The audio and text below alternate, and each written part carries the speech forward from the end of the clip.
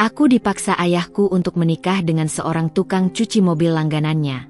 Siapa sangka ternyata pria itu adalah pemilik showroom mobil mewah.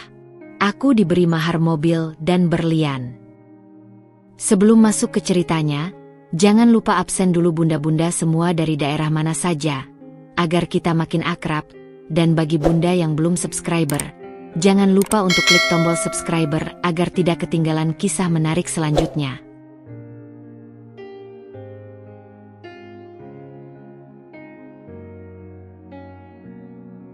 Namaku Naila. Sejak kecil, hidupku adalah sebuah parade kemewahan. Bukan karena aku menginginkannya, tapi karena ayahku, Bramantio Dirgantara, seorang pengusaha properti kakap yang selalu mendapatkan apapun yang dia mau. Dari butik desainer di Paris hingga mobil sport terbaru, semua tersedia hanya dengan satu jentikan jarinya. Tapi di balik gemerlap itu, aku merasa seperti burung dalam sangkar emas. Sangkar yang indah, tapi tetap saja sangkar. Setiap pagi, dari jendela kamarku di lantai 2, aku bisa melihat kolam renang biru jernih yang memantulkan cahaya matahari, taman asri yang dirawat sempurna, dan deretan mobil mewah di garasi. Di antara kilauan krom dan cat mengkilap itu, ada satu pemandangan yang paling rutin dan tak pernah absen. Seorang pria muda sedang mencuci mobil ayah. Tangannya cekatan, sibuk dengan busa sabun dan selang air, membersihkan setiap lekukan bodi mobil seolah itu adalah mahakarya seni. Pria itu, Bima, selalu mengenakan kaos polos yang sedikit belepotan noda, rambutnya seringkali basah oleh percikan air, dan senyumnya, senyumnya. Bahkan dari kejauhan, aku bisa merasakan energinya yang tulus. Aku tidak pernah berbicara langsung dengannya. Hanya sesekali pandangan kami berpapasan saat aku buru-buru keluar rumah menuju kampus atau butik. Dia akan tersenyum tipis, sekadar sapaan formal antara pekerja dan anak majikan. Bagiku, dia adalah bagian dari pemandangan rutin di rumah ini, sama seperti tukang kebun atau koki. Dia ada, tapi tidak signifikan. Hidupku terlalu sibuk dengan les privat, pertemuan sosial, dan tekanan untuk selalu tampil sempurna, sesuai dengan standar tinggi ayah. Ayah punya ambisi besar untukku. Dia ingin aku mengambil alih kerajaan bisnisnya, menjadi penerus yang kuat dan dihormati. Itulah mengapa sejak lulus kuliah, dia langsung mengaturku untuk magang di salah satu perusahaan investasinya, memaksaku mempelajari seluk-beluk dunia korporat yang kering dan penuh intrik. Aku selalu menurut, bukan karena aku setuju, tapi karena aku tahu bagaimana ayah bekerja.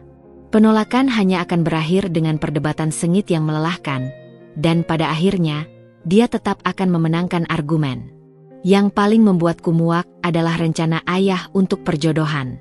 Sejak aku berusia 25 tahun, daftar calon suami potensial mulai berdatangan. Putra-putra dari kolega bisnisnya, pewaris perusahaan multinasional, bahkan politikus muda. Aku selalu berhasil menghindar, menciptakan alasan yang masuk akal, atau bahkan terang-terangan menolak. Aku bermimpi tentang cinta, tentang menemukan pasanganku sendiri, bukan dijodohkan seperti transaksi bisnis. Aku ingin pria yang melihatku sebagai Naila, bukan sebagai putri Bramantio Dirgantara. Naila, minggu depan ada makan malam dengan keluarga Hartono, kata ayah suatu malam di meja makan. Nada suaranya datar, namun ada perintah yang tak bisa ditawar di dalamnya. Putra mereka, Rio, baru saja kembali dari Harvard. Dia pria yang cerdas dan berpotensi. Aku menghela napas panjang. Ayah, aku sudah bilang, aku ingin mencari pasangan sendiri. Aku tidak mau dijodohkan. Ayah meletakkan sendoknya, menatapku tajam. Tatapan itu selalu berhasil membuatku gentar. Dengar, Naila, kamu bukan anak biasa. Kamu adalah putriku. Pernikahan bukan sekadar soal cinta buta. Ini soal koneksi, stabilitas, dan masa depan bisnismu. Jangan egois. Kali itu, aku tidak melawan. Energi untuk berdebat sudah habis. Aku hanya menunduk, memainkan makananku, merasakan sangkar emas ini semakin menyempit. Aku tidak tahu bahwa tak lama lagi, sangkar itu akan diisi oleh sosok yang paling tidak kuduga. Sosok yang selama ini hanya kulihat dari jendela kamarku. 2 hari setelah percakapan makan malam yang tegang itu, ayah memanggilku ke ruang kerjanya. Ruangan itu adalah representasi sempurna dari kekuasaan ayah. Panel kayu mahoni gelap yang mengilat, rak buku tinggi menjulang penuh dengan koleksi ensiklopedia tebal yang tak pernah kusentuh, dan di tengahnya, sebuah meja eksekutif besar dari marmer hitam tempat ayah selalu duduk, memancarkan aura dominasi yang tak terbantahkan. Udara di sana terasa dingin dan kaku, seringkali membuatku merasa sesak. Jantungku berdebar tak karuan. Pasti ini tentang perjodohan dengan Rio Hartono lagi. Aku sudah menyiapkan 1001 alasan penolakan di kepalaku. Naila, duduk, perintah ayah sambil menunjuk kursi berlapis kulit di depannya. Nada suaranya kali ini berbeda, bukan sekadar perintah harian, melainkan ada semacam ketegangan yang sulit ku mengerti, seperti jeda sebelum badai. Aku duduk, punggungku tegak kaku, menanti kalimat berikutnya yang pasti akan menguras emosiku. Ayah menyesap kopi hitamnya perlahan, matanya yang tajam menatapku lurus, seolah mencoba membaca setiap pikiran yang melintas di benakku. Aku sudah memikirkan matang-matang masa depanmu, Naila, dan ini adalah keputusan terbaik. Aku menghela napas dalam hati, nyaris tak terdengar. Inilah saatnya. Aku sudah menyiapkan mental untuk menolak Rio Hartono lagi, bahkan jika itu berarti harus bersandiwara sakit, atau bahkan mengancam akan kabur ke luar negeri. Aku tahu kamu tidak suka perjodohan, lanjutnya, membuatku sedikit terkejut. Ayah jarang sekali mengakui perasaanku, apalagi mempertimbangkannya. Tapi kali ini berbeda. Ini demi kebaikanmu. Ini untuk stabilitas hidupmu yang sesungguhnya. Aku sudah menemukan pria yang tepat. Aku menatapnya curiga. Senyum tipis, nyaris tidak terlihat, tersungging di bibir ayah. Itu adalah senyum misterius yang jarang sekali kulihat. Senyum yang entah mengapa membuatku makin gelisah. Ada apa ini? Siapa lagi? Yah? Putra kolega mana lagi kali ini? Atau mungkin cucu konglomerat baru? Tanyaku sinis, mencoba menutupi kegugupan dengan nada angkuh. Ayah menggeleng pelan, ekspresinya tetap tenang. Dia bukan dari kalangan yang kamu duga. Tidak ada daftar nama di Forbes di balik namanya. Tapi dia pria baik-baik, pekerja keras, dan yang paling penting, dia punya visi yang luar biasa. Visi apa? Tanyaku. Rasa penasaranku mulai bercampur dengan kecurigaan. Visi membangun perusahaan yang lebih besar dari ayah? Atau mungkin visi menaklukkan dunia? Ayah tersenyum lagi, kali ini lebih lebar. Visi kehidupan, Naila. Sesuatu yang jarang ditemukan di anak-anak manja sepertimu yang hanya tahu menghabiskan uangku. Kata-katanya terasa seperti tamparan keras di pipi. Aku ingin membantah, membela diri, tapi urung. Aku tahu itu hanya akan memicu amarahnya. Aku sudah memutuskan. Kamu akan menikah dengannya, kata ayah, nadanya final, tanpa celah sedikit pun untuk bantahan, apalagi negosiasi. Tapi siapa? Yah? Kenapa ayah tidak pernah memberitahuku namanya? Tanyaku, suaraku mulai meninggi, frustrasi yang membuncah. Otakku berputar mencari-cari sosok yang bisa jadi pilihan ayah di luar daftar elit yang biasa. Ayah menarik napas dalam, lalu mengembuskannya perlahan. Tatapannya kini tertuju pada jendela besar di belakangku, menembus kaca, seolah melihat sesuatu yang jauh di luar sana, mungkin melihat masa depan yang hanya dia ketahui. Pria itu adalah Bima. Duniaku berhenti berputar. Udara di dalam ruangan rasanya menipis, membuatku kesulitan bernapas. Bima? Otakku berusaha memproses nama itu. Bima yang mana? Tidak mungkin Bima yang... Bima, tukang cuci mobil langganan ayah. Aku bertanya, suaraku nyaris seperti bisikan, atau mungkin erangan putus asa. Aku pasti salah dengar. Ini pasti lelucon yang sangat buruk. Ayah tidak mungkin serius. Ayah mengangguk, tanpa sedikit pun keraguan, apalagi penyesalan, di wajahnya. Ya, Bima. Dia sudah lama bekerja untukku. Dia selalu datang tepat waktu, bekerja dengan teliti, dan dia memiliki integritas yang jarang ditemukan. Aku melihat potensi besar dalam dirinya. Tiba-tiba, seluruh darah di tubuhku rasanya mengalir deras ke kepala, membuat kepalaku berdenyut. Aku merasa panas, seperti terbakar amarah, dan benar-benar terhina. Ini adalah puncak dari segala kemunafikan ayah. Dia selalu menuntutku untuk menjaga citra, bersikap anggun, dan menikah dengan pria yang sepadan. Namun sekarang dia menjodohkanku dengan tukang cuci mobil? Apa yang ingin dia buktikan? Bahwa aku harus menerima siapapun pilihannya. Bahkan jika itu berarti merendahkan diriku sendiri dan nama keluarga? Ayah gila, teriakku, berdiri dari kursi dengan emosi meluap-luap. Ini kali pertama aku berani membentak ayah sekeras ini, melepaskan semua frustrasi yang terpendam selama bertahun-tahun. Ayah mempermalukan aku. Bagaimana bisa ayah menjodohkan aku dengan tukang cuci mobil? Apa kata teman-temanku nanti? Apa kata seluruh masyarakat sosialita? Ayah menatapku tajam, matanya memancarkan kemarahan yang mulai terlihat jelas. Suasana di ruangan itu semakin mencekam. Naila, jaga bicaramu. Aku tidak pernah melakukan sesuatu tanpa alasan. Aku melihat sesuatu dalam diri Bima yang tidak kamu lihat. Dan kamu akan menikah dengannya. Titik. Keputusanku sudah bulat. Tidak. Aku tidak akan menikah dengannya. Aku menggelengkan kepala. Air mata mulai menggenang di pelupuk mataku. Pandanganku mulai kabur. Aku lebih baik mati daripada menikah dengan tukang cuci mobil. Aku tidak akan melakukannya. Ayah menyeringai.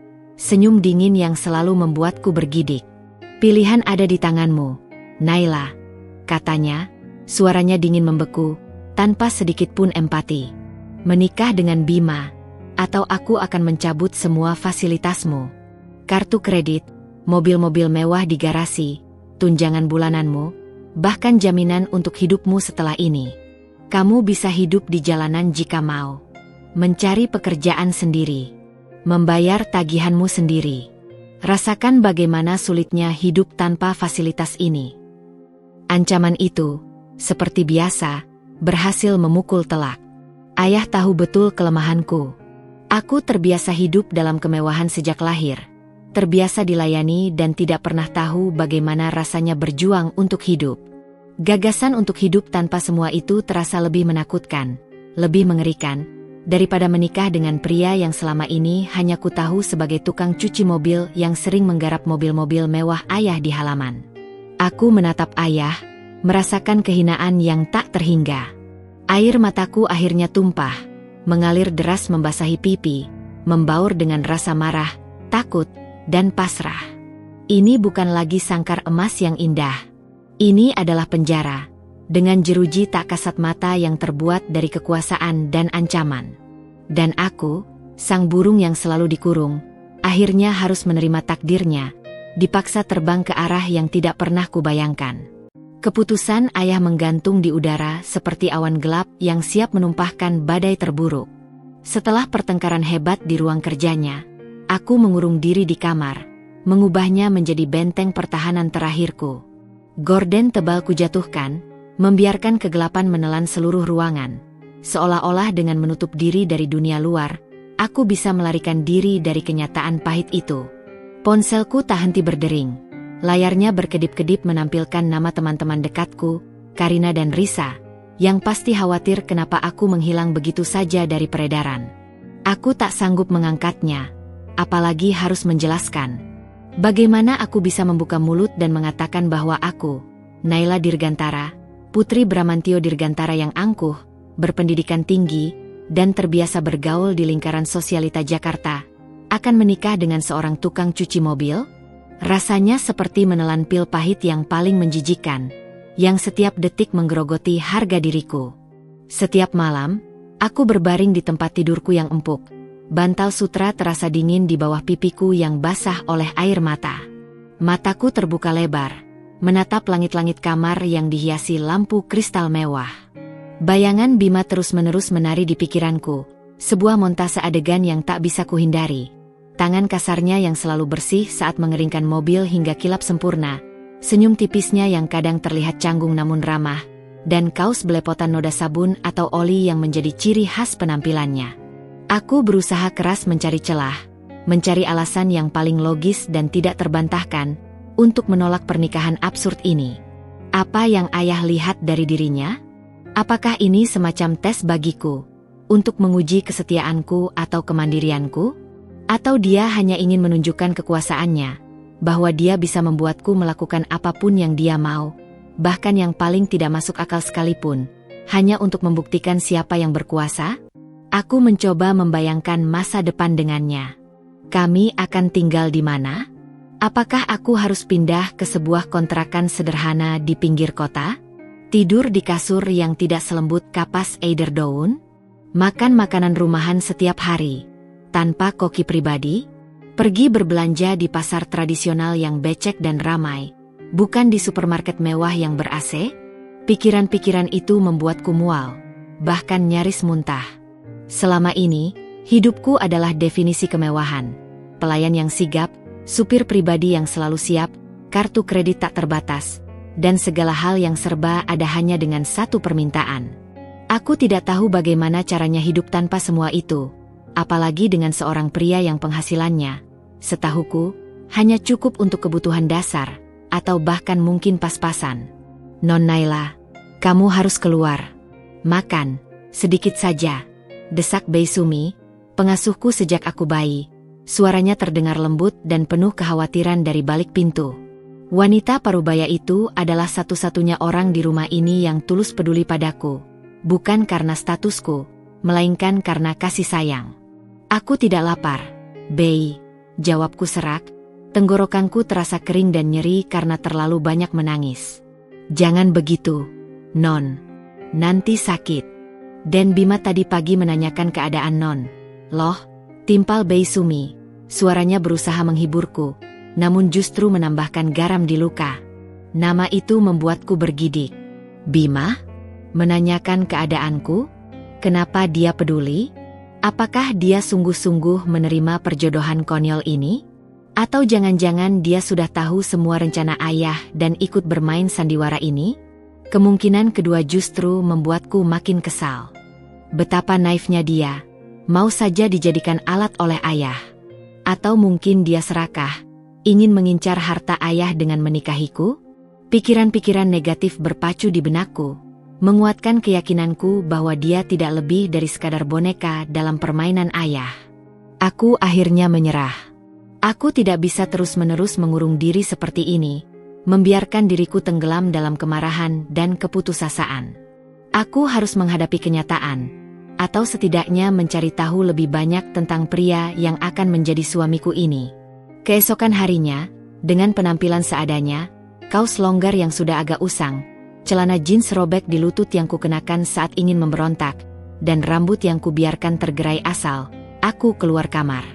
Niatku hanya ingin mengambil air minum dingin di dapur, tapi pandanganku langsung tertuju pada halaman depan. Di sana, seperti biasa, ada Bima. Dia sedang menyemprotkan air ke Porsche ayah, mobil mewah berwarna hitam legam yang selalu terlihat kinclong di tangannya. Tubuhnya terlihat bugar dan atletis, meskipun kaosnya basah kuyup menempel di kulit. Sinar matahari pagi memantul dari tetesan air yang menempel di rambutnya yang ikal dan sedikit gondrong, menciptakan semacam halo di sekelilingnya. Dia tampak begitu fokus pada pekerjaannya, begitu tenggelam dalam setiap gerakan kuas dan kain, seolah tak ada beban di dunia ini, seolah dia tidak tahu bahwa hidupku sedang diambang kehancuran karena ulahnya, atau setidaknya, karena kehadirannya. Kontras sekali denganku yang sedang dililit kegelisahan tak berujung, merasa terjebak dan tak berdaya. Aku menatapnya dari balik tirai jendela dapur, mengamati setiap gerakannya. Ada sesuatu yang berbeda. Ada semacam ketenangan dan ketulusan dalam setiap tindakannya yang membuatku bertanya-tanya. Dia tidak hanya sekadar mencuci mobil, dia merawatnya dengan penuh perhatian, nyaris seperti seorang seniman yang membersihkan mahakaryanya. Bahkan dari caranya membersihkan velg yang rumit, aku bisa melihat dedikasi yang tinggi, presisi yang luar biasa. Aku membandingkan dia dengan Rio Hartono dan deretan calon lain yang ayah perkenalkan. Mereka semua rapi, parlente, selalu menggunakan parfum mahal, dan penuh perhitungan bisnis.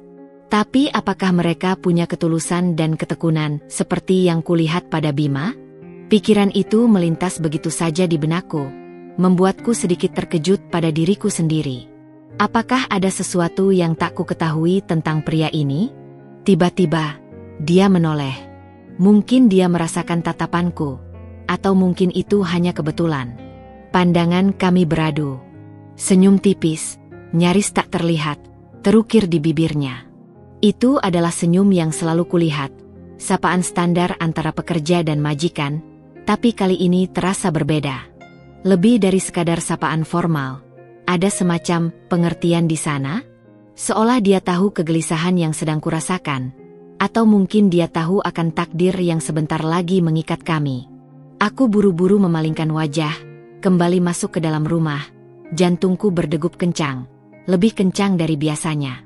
Pertemuan singkat tanpa kata itu, entah mengapa, justru makin menambah keresahanku. Ini bukan hanya tentang status sosial yang timpang, tapi tentang ketidakpastian yang jauh lebih dalam, tentang siapa sebenarnya pria bernama Bima ini. Keesokan harinya, suasana rumah terasa lebih tegang dari biasanya. Bukan hanya aku yang merasakannya, bahkan para pelayan pun bergerak dengan lebih hati-hati, berbisik-bisik di setiap sudut, seolah takut mengganggu ketenangan yang rapuh itu. Ayah bahkan tidak ikut sarapan di meja makan utama, sebuah pertanda buruk yang jarang sekali terjadi. Biasanya, dia selalu hadir, memeriksa setiap hidangan, dan memberikan instruksi harian. Ketiadaannya justru menandakan bahwa dia sedang sibuk, sangat sibuk, mengatur segala persiapan pernikahan absurd yang telah dipaksakannya padaku. Aku mendengar Bei Sumi dan beberapa asisten rumah tangga berbisik-bisik tentang jadwal pertemuan dengan desainer gaun pengantin yang terkenal, pemesanan catering mewah, dan daftar tamu yang akan diundang. Setiap kata yang kudengar seperti menusuk jantungku dengan jarum es. Rasanya seperti mereka sedang mempersiapkan upacara pemakamanku, bukan hari bahagia yang seharusnya. Aku mencoba mencari ketenangan di perpustakaan mini ayah, sebuah ruangan yang biasanya memberiku rasa damai. Namun, kali ini, huruf-huruf di buku-buku tebal seolah menari-nari tanpa makna, tak mampu menarik fokusku. Pikiranku terus melayang pada Bima. Siapa dia sebenarnya di balik kaos belepotan yang selalu kupandang sebelah mata itu? Apa ambisinya? Apakah dia benar-benar mau menerima pernikahan paksaan ini dengan tulus? Atau dia punya rencana lain yang licik? Kecurigaan terus menghantuiku, seperti bayangan gelap yang tak bisa kuusir. Saat sedang melamun, nyaris tertidur di sofa kulit empuk, suara bel pintu utama yang khas berdering, memecah kesunyian rumah. Tak lama kemudian, kudengar suara-suara ramai dari ruang tamu, bercampur dengan tawa dan obrolan yang akrab. Aku mengabaikannya. Mungkin tamu ayah, atau relasi bisnis penting lainnya yang datang untuk rapat dadakan. Namun, tak lama kemudian, Bei Sumi muncul di ambang pintu perpustakaan. Wajahnya sedikit panik dan ragu-ragu. "Non Naila, ada tamu mencari Non," katanya, suaranya sedikit tertahan, seolah ada sesuatu yang ingin ia sembunyikan. "Siapa, Bei?" tanyaku malas, setengah jengkel karena ketenanganku terganggu. "Nona Karina dan Nona Risa. Dan juga Den Rio," jawab Bei Sumi, matanya sedikit membesar saat menyebut nama terakhir, seolah mengantisipasi reaksiku. Jantungku mencelos. Karina dan Risa adalah sahabat-sahabatku sejak masa sekolah. Mereka adalah dua dari sedikit orang yang benar-benar peduli padaku. Dan Rio. Rio adalah putra keluarga Hartono, salah satu calon suamiku yang paling sering ayah paksakan padaku selama beberapa bulan terakhir. Dia pria yang ambisius, cerdas, tampan, dan punya masa depan cerah. Dulu, jika bukan karena sikap ayah yang terlalu memaksakan, mungkin aku bisa mempertimbangkannya sebagai calon yang masuk akal, meski tanpa ada percikan cinta. Tapi sekarang, melihat mereka bertiga datang bersama, firasatku tidak enak. Mereka pasti sudah mendengar sesuatu, atau lebih buruk lagi, ayah sengaja mengundang mereka untuk menekan diriku, untuk melihat seberapa jauh aku akan melawan. Aku menghela napas panjang, berusaha mengumpulkan kembali kepingan-kepingan harga diriku yang berserakan. Baik, Bei. Aku akan temui mereka. Suaraku terdengar lebih tenang dari yang kurasakan. Ketika aku tiba di ruang tamu, dengan langkah yang kupaksakan agar terlihat anggun, Karina dan Risa langsung berlari memelukku. Naila, kamu kemana saja? Kami hubungi tidak diangkat, kami khawatir setengah mati. Seru Karina, wajahnya cemas, matanya memindai setiap inci tubuhku seolah mencari tanda-tanda masalah. Iya, kami bahkan sempat mau melapor polisi tahu. Tambah Risa, menatapku curiga, seolah tahu ada sesuatu yang tidak beres. Ayahmu bilang kamu sedang kurang enak badan, tapi kami tidak percaya. Di belakang mereka, Rio berdiri dengan senyum percaya diri yang seperti biasa menghiasi wajahnya. Ia mengenakan setelan kasual yang mahal, mungkin dari desainer Italia terbaru. Rambutnya tertata rapi tanpa celah. Dan matanya memancarkan ketertarikan yang tak pernah dia sembunyikan padaku. Hai, Naila. Lama tidak bertemu. Ayahmu bilang kamu sedang kurang enak badan. Aku dan teman-temanmu jadi ingin menjenguk. Suaranya ramah, tapi ada nada tersirat yang menunjukkan bahwa ia datang bukan hanya sebagai teman. Aku tahu ayah pasti sudah menyebarkan kebohongan itu, membangun narasi agar aku tidak dicurigai menghilang. Ini adalah permainan kotor ayah, berusaha mengendalikan setiap aspek kehidupanku. Aku baik-baik saja, terima kasih sudah menjenguk, jawabku datar, menatap Rio dengan tatapan dingin, berusaha menunjukkan bahwa aku tidak terpengaruh oleh pesonanya. Tiba-tiba, mata Rio menyapu pandang ke arah jendela besar yang langsung menghadap halaman depan, di mana Bima sedang menyelesaikan pekerjaan terakhirnya mencuci mobil ayah, sebuah Mercedes-Benz S-Class terbaru. Bima, yang saat itu sedang membungkuk mengelap ban mobil dengan kain mikrofiber, mengangkat kepalanya sejenak, mungkin merasakan kehadiran kami yang tiba-tiba ramai di ruang tamu. Tatapan Rio terpaku pada Bima, dari kaos basah yang menempel di tubuhnya hingga celana kerjanya yang sederhana, lalu kembali kepadaku dengan kerutan dahi yang dalam. Ada semacam kebingungan, dan sedikit penghinaan yang tak bisa disembunyikan, di matanya. Siapa dia? Tanya Rio, nadanya terdengar merendahkan, seolah Bima adalah objek tak penting yang tak layak disebut namanya. Pembantu baru? Sejak kapan ayahmu mempekerjakan tukang bersih-bersih dengan penampilan begitu? Pertanyaan itu terasa seperti jarum yang menusuk telak. Karina dan Risa juga menoleh ke arah Bima. Pandangan mereka mengikuti arah mata Rio. Aku tahu, ini adalah awal dari neraka yang sudah kuduga. Bagaimana aku harus menjawab? Bohong? Menciptakan alasan yang tak masuk akal? Atau mengatakan kebenaran pahit itu di depan mereka semua? Sebelum aku sempat membuka mulut, atau bahkan berpikir, sebuah suara berat yang familiar tiba-tiba menginterupsi dari arah belakang kami. Suara ayah. Dia bukan pembantu baru. Kami semua menoleh serentak. Ayah berdiri di ambang pintu. Wajahnya tenang namun matanya tajam, memancarkan otoritas penuh. Ia menatap Rio dan teman-temanku, lalu pandangannya beralih kepadaku, lama dan penuh makna. Ada semacam peringatan di sana, sebuah isyarat untuk tidak membantah. Dia adalah calon menantuku, lanjut ayah, suaranya lantang dan jelas. Setiap kata menggema di seluruh ruangan yang seketika sunyi. Dia akan menikahi Naila. Seketika, ruang tamu menjadi hening total. Karina, Risa, dan Rio menatapku dengan mata terbelalak. Rahang mereka nyaris jatuh ke lantai. Terutama Rio, ekspresinya berubah drastis dari bingung menjadi terkejut, lalu tak percaya, dan terakhir, amarah yang membara di matanya. Aku bisa melihat kekecewaan yang mendalam dan penghinaan yang tak terhingga tergambar jelas di wajahnya, seolah aku baru saja menamparnya di depan umum. Sementara itu, di halaman depan, Bima yang mendengar ucapan ayah yang menggema hingga keluar, perlahan berdiri tegak. Tatapannya tertuju padaku, lalu pada ayah, dengan ekspresi yang tak bisa kubaca. Apakah dia terkejut, bingung, atau justru puas? Aku merasakan seluruh perhatian, seluruh tatapan menghakimi, tertuju padaku. Ini bukan lagi rahasia pribadi yang memalukan. Ayah baru saja mengumumkan aibku di depan teman-temanku, di depan pria yang dulu dijodohkan denganku, dan di depan Bima sendiri. Malam-malam keresahanku kini berubah menjadi siang yang penuh rasa malu, kemarahan yang meledak, dan kehancuran harga diri yang tak terelakkan. Setelah pengumuman ayah yang bagai petir di siang bolong itu, suasana di ruang tamu pecah menjadi kepingan-kepingan kecanggungan dan amarah. Karina dan Risa, meski terkejut setengah mati, berhasil menahan diri. Mata mereka yang biasanya ceria kini memancarkan campuran rasa iba yang mendalam dan kebingungan yang tak terlukiskan. Mereka menatapku, seolah ingin mengatakan sesuatu, namun tak berani. Tapi Rio? Dia tidak menyembunyikan keterkejutannya sama sekali.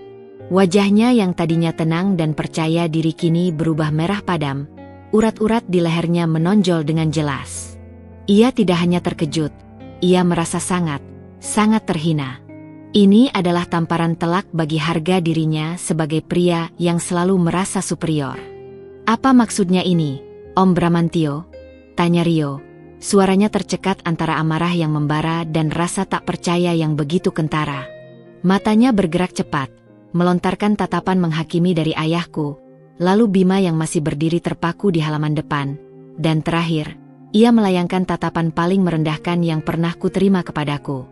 Naila akan menikah dengan dia? Tukang cuci mobil itu? Om pasti bercanda. Ini April Mop, kan? Ayah menatap Rio dengan tatapan dingin yang sama sekali tidak menunjukkan belas kasihan. Tidak ada senyum, tidak ada keramahan. Hanya sebuah kekosongan yang menakutkan. Aku tidak pernah bercanda soal masa depan putriku, Rio. Ini adalah keputusan yang sudah kupikirkan matang-matang. Dan aku sudah bilang, aku melihat sesuatu yang lebih dari sekadar penampilan atau profesi pada Bima. Dia adalah pria yang kujamin integritasnya, sesuatu yang mungkin tidak semua orang pahami. Rio tertawa hambar, penuh ejekan dan nada meremehkan yang menusuk. Tawanya terdengar seperti pecahan kaca. Integritas? Om serius? Aku putra dari keluarga Hartono, lulusan Harvard dengan predikat cum laude, punya bisnis sendiri yang sedang berkembang pesat di usia muda, dan Om menjodohkan Naila, putri tunggal Om, dengan tukang cuci mobil? Ini penghinaan bagi kami, Om.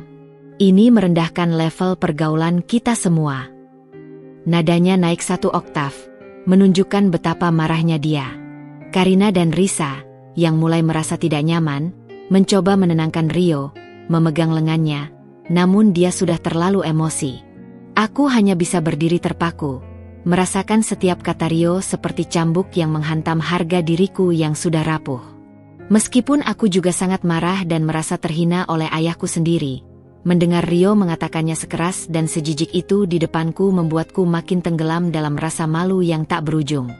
Aku tahu persis apa yang mereka pikirkan, bahwa aku telah jatuh begitu rendah, dari target incaran para konglomerat muda menjadi objek kasihan yang kini akan menikah dengan seseorang di bawah standar sosial mereka. Mereka pasti menertawaiku dalam hati. Pandanganku tak sengaja bergeser ke arah Bima di halaman.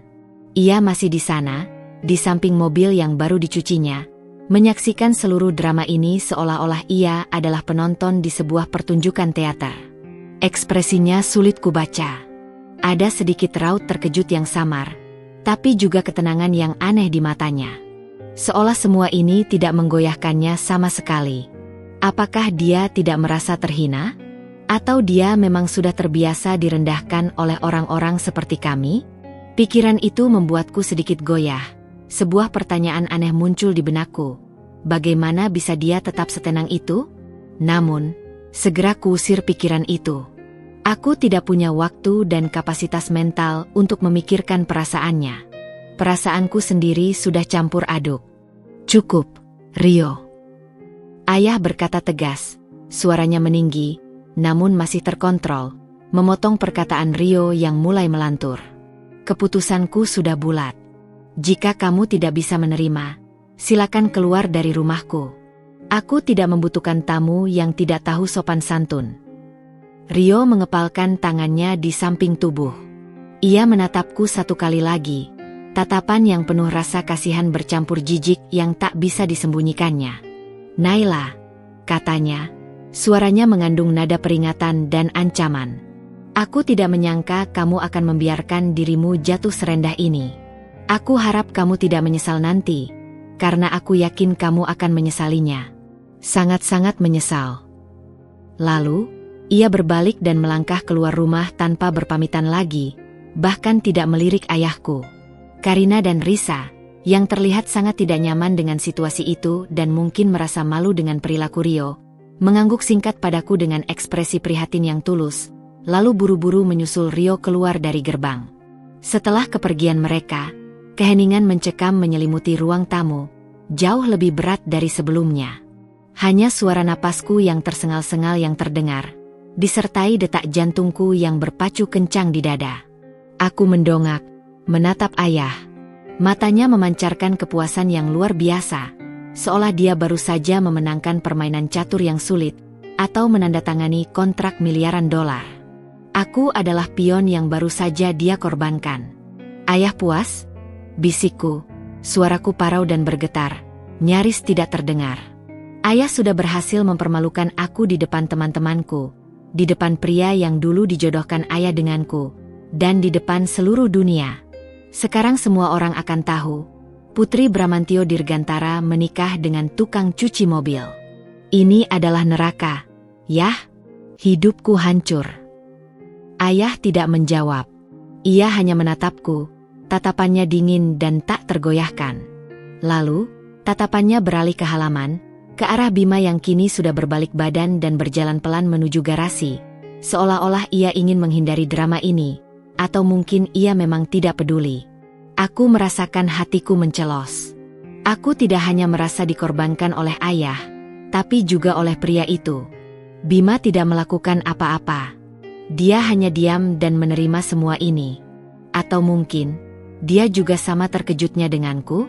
Mungkin dia juga korban dari ayahku? Aku tidak peduli lagi. Semua pertanyaan itu terasa tidak penting saat ini. Yang jelas, satu hal yang kutahu pasti, pernikahan ini, dengan pria asing yang profesinya sangat tidak kuduga, adalah awal dari penderitaan terpanjang dan paling memalukan dalam hidupku. Minggu-minggu setelah insiden memalukan di ruang tamu, di mana ayah mengumumkan pertunanganku dengan Bima di depan Rio dan teman-temanku, berlalu seperti kabut tebal. Aku menjalani hari-hari dengan automatisme, seolah rohku telah dicabut dari tubuh. Aku menolak untuk merasakan apapun. Marah, sedih, malu, semuanya terasa tumpul. Rumah terasa seperti sarang lebah yang sibuk, dipenuhi hiruk-pikuk persiapan pernikahan. Ayahku, dengan efisiensi khasnya yang tanpa celah, telah menyewa wedding organizer terbaik di kota, sebuah tim profesional yang terkenal bisa menyulap mimpi menjadi kenyataan, tak peduli seabsurd apapun mimpinya. Ada pertemuan maraton dengan desainer gaun, sesi pencicipan catering yang mewah, pemilihan dekorator dengan bunga-bunga impor, dan entah berapa banyak lagi vendor yang silih berganti datang dan pergi, memenuhi jadwal ayah dan, mau tidak mau, jadwalku. Aku dipaksa hadir di setiap pertemuan, duduk diam di sudut ruangan, dan sesekali mengangguk kaku saat ditanya pendapat. Aku merasa seperti boneka yang dipakaikan gaun, diatur posenya, tanpa punya kehendak sendiri, tanpa punya suara. Suatu sore, ayah memintaku untuk mencoba gaun pengantin.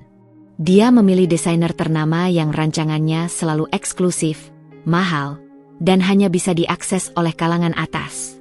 Saat aku melangkah ke butik yang mewah itu, diiringi oleh dua asisten desainer yang sigap, aku disambut dengan senyum ramah sang desainer sendiri, Ibu Renata, seorang wanita anggun dengan rambut perak dan mata yang memancarkan kehangatan. Gaun yang mereka sodorkan padaku adalah impian setiap wanita. Gaun putih bersih yang menjuntai anggun, dengan detail brokat rumit yang dikerjakan dengan tangan, bertahtakan ribuan mutiara kecil yang berkilauan bagai embun pagi, dan ekor gaun yang menjuntai panjang, melampaui 5 meter, siap menyapu lantai altar. Di cermin besar yang memantulkan setiap inci tubuhku, aku melihat pantulan diriku yang asing. Gaun itu indah, sangat indah, bahkan terasa seperti kulit kedua, tapi aku merasa seperti mengenakan kostum untuk sebuah pertunjukan yang tidak kuinginkan, sebuah sandiwara yang dipaksakan. Cantik sekali, Naila, puji Ibu Renata, suaranya lembut, matanya berbinar melihat hasil karyanya. Anda akan menjadi pengantin tercantik yang pernah saya rancang. Aku hanya bisa tersenyum tipis, hambar. Senyum itu tidak mencapai mataku. Bagaimana bisa aku merasa cantik jika hatiku hancur berkeping-keping? Jika jiwaku terasa mati? Selama fitting gaun yang memakan waktu berjam-jam itu, pikiran-pikiranku terus melayang pada satu hal yang tak masuk akal. Mahar. Ayah sudah mengatakan bahwa Bima akan memberikan mahar yang sesuai. Sebuah pernyataan yang selalu ia ucapkan dengan nada penuh rahasia. Tapi aku tidak bisa membayangkan apa yang akan diberikan seorang tukang cuci mobil sebagai mahar. Paling-paling, sebuah cincin emas sederhana yang diwariskan dari neneknya, atau mungkin seperangkat alat salat, atau sepetak tanah di desa. Pikiran itu membuatku tertawa getir dalam hati. Kontras sekali dengan gaun mewah seharga mobil sport yang sedang kukenakan ini. Ironi itu mencekik. Di tengah-tengah kesibukan persiapan yang tak henti-hentinya, aku semakin jarang melihat Bima. Ia tidak lagi mencuci mobil ayah di halaman setiap pagi. Suara gemericik air dan mesin vakum cleaner yang biasanya kudengar dari kamar kini lenyap. Aku bertanya pada Bei Sumi, dan dia bilang Bima sedang sibuk dengan urusan lain yang dipercayakan ayah. Penjelasan itu hanya menambah daftar misteri tentang pria itu. Apakah dia hanya tukang cuci mobil paruh waktu? Apa pekerjaan utamanya? Ataukah dia memang seorang penipu ulung yang berhasil mengelabui ayahku yang cerdas dan licik ini? Kecurigaanku padanya makin menumpuk. Beberapa hari sebelum hari H, saat kegelisahanku mencapai puncaknya, ayah kembali memanggilku ke ruang kerjanya. Kali ini, tidak ada nada tegang, hanya keseriusan yang menusuk. Aku masuk dengan perasaan campur aduk antara takut dan penasaran. Di depannya, di atas meja mahoni yang mengilat, tergeletak sebuah kotak bludru biru tua yang elegan, dihiasi ukiran perak. Dan di sampingnya, sebuah kunci mobil dengan logo yang familiar, logo kuda jingkrak yang melambangkan kemewahan, kecepatan, dan status, Porsche. Tepatnya, sebuah kunci pintar berwarna perak yang tampak modern dan mahal. Mataku melebar, tak percaya dengan apa yang kulihat. Ayah, ini apa? Tanyaku, suaraku tercekat di tenggorokan, nyaris tak keluar. Apakah ini kejutan lain? Jebakan lain? Ayah tersenyum tipis, sebuah senyuman yang penuh teka-teki. Itu mahar dari Bima untukmu, Naila. Dia memintaku menyerahkannya padamu sekarang, sebagai bagian dari tradisi keluarga kami. Aku meraih kotak bludru itu dengan tangan gemetar. Ada sensasi berat dan dingin saat menyentuhnya. Saat kubuka perlahan, aku terkesiap. Nafasku tercekat. Di dalamnya, berkilauan sebuah satu set diamond blue sapphire yang memancarkan cahaya biru nan memesona, seolah memuat fragmen lautan di dalamnya. Kalung, anting, dan cincin, semuanya dihiasi berlian safir biru yang berukuran cukup besar. Dikelilingi berlian-berlian kecil yang tak terhitung jumlahnya, memancarkan gemerlap yang memanjakan mata. Ini bukan perhiasan biasa yang bisa kubeli di toko perhiasan umum. Ini adalah koleksi mewah yang harganya pasti fantastis, setara dengan beberapa kali lipat gajiku sebulan, bahkan mungkin setahun. Aku menatap ayah, lalu ke perhiasan di tanganku, dan kembali ke kunci Porsche di meja. Pikiranku kalut, mencoba menyatukan kepingan puzzle yang tak sinkron ini. Bagaimana bisa Bima punya ini? Yah, ini semua tidak masuk akal. Ini terlalu mahal untuk seorang tukang cuci mobil. Ayah pasti membelinya, kan? Ini sandiwara lagi. Ayah hanya mengangkat bahu sedikit, ekspresinya tetap datar. Aku sudah bilang padamu, Naila, Bima bukan orang sembarangan. Ada banyak hal yang tidak kamu ketahui tentang dirinya. Kecurigaanku makin memuncak, bercampur dengan rasa takut yang tak bisa dijelaskan. Ini bukan hanya tentang uang lagi, atau status sosial. Ini tentang kebohongan, tentang rahasia yang tersembunyi rapat. Mengapa Bima menyembunyikan identitas aslinya? Mengapa ayah ikut bermain dalam sandiwara ini, seolah-olah dia adalah dalang dari sebuah drama besar? Semua ini terasa seperti jebakan yang rumit, perangkap yang telah disiapkan jauh-jauh hari. Aku merasa seperti orang bodoh yang baru saja dihadapkan pada potongan puzzle terakhir, tapi masih belum bisa melihat gambaran keseluruhannya yang utuh. Mahar mewah itu, alih-alih melegakan atau menyenangkan, justru makin menambah daftar pertanyaan tak terjawab di benakku, dan juga sedikit rasa takut yang menusuk pada pria yang akan segera menjadi suamiku itu. Pria misterius dengan tatapan tenang yang kini makin sering menghantuiku dalam mimpi, dan di setiap sudut rumah ini. Malam menjelang hari pernikahan terasa seperti malam sebelum eksekusi, atau mungkin lebih tepatnya, malam sebelum aku melompat ke dalam jurang tak berdasar. Aku tidak bisa tidur. Pikiranku terus berputar, berpacu seperti kuda liar yang tak terkendali. Jam dinding di kamar tidurku yang mewah berdetak pelan. Setiap detiknya terasa membebani, menghitung mundur menuju takdir yang tak kuinginkan. Di benakku, pertanyaan tentang mahar itu, Porsche mengkilap dan satu set blue sapphire diamond yang memancarkan kilau misterius, terus berputar-putar tanpa henti, membanjiri kesadaranku. Itu bukan mahar sembarangan, bukan hadiah biasa. Itu adalah simbol kekayaan yang luar biasa, kemewahan yang tak terhingga. Jika Bima memang memiliki itu semua, jika dia memang sekaya itu, mengapa dia memilih untuk menjadi tukang cuci mobil? Mengapa ayah merahasiakan semuanya? Seolah ini adalah sebuah sandiwara besar yang hanya melibatkan mereka berdua, dengan aku sebagai pion? Apakah ini semacam tes mental yang kejam untukku? Aku bangkit dari tempat tidur. Selimut sutra yang biasanya menenangkan terasa dingin di kulitku. Berjalan pelan menuju jendela besar yang menghadap ke taman belakang. Langit gelap dihiasi bintang-bintang yang berkelip samar, sama seperti malam-malam biasa di Jakarta, namun perasaanku tidak biasa. Aku merasa seperti akan melangkah ke jurang yang dalam, tanpa tahu apa yang menanti di bawah sana, apakah kehancuran ataukah sebuah kebenaran yang lebih besar. Aku mencoba menghubungi Karina dan Risa, sahabat-sahabatku, meraih ponsel di meja nakas. Namun, aku segera mengurungkan niat. Aku tahu mereka pasti sudah tidur lelap, menikmati mimpi indah mereka. Lagi pula, apa yang akan kukatakan pada mereka di tengah malam begini? Doakan aku besok menikah dengan tukang cuci mobil yang ternyata punya Porsche dan berlian safir biru bernilai miliaran rupiah. Mereka pasti mengira aku sudah gila, atau ini hanya salah satu lelucon ayah yang paling kejam. Aku teringat percakapan terakhirku dengan ayah setelah dia menunjukkan mahar. Aku membanjirinya dengan pertanyaan bertubi-tubi, menuntut penjelasan yang masuk akal, menuntut kejujuran. Ayah hanya tersenyum tipis. Senyum yang sama yang ia berikan saat mengumumkan perjodohan ini, senyum yang selalu membuatku merasa tak berdaya. Naila, ada saatnya kamu akan mengerti, katanya tenang, tidak sedikit pun terusik oleh rentetan pertanyaanku. Bima adalah pria yang tidak menilai orang dari kemewahan semu, dari penampilan luar. Dia mencari substansi, mencari nilai yang sesungguhnya. Dan aku ingin kamu belajar hal itu. Belajar bahwa nilai seseorang bukan dari apa yang dia miliki di permukaan, bukan dari gelarnya atau jumlah uang di rekeningnya.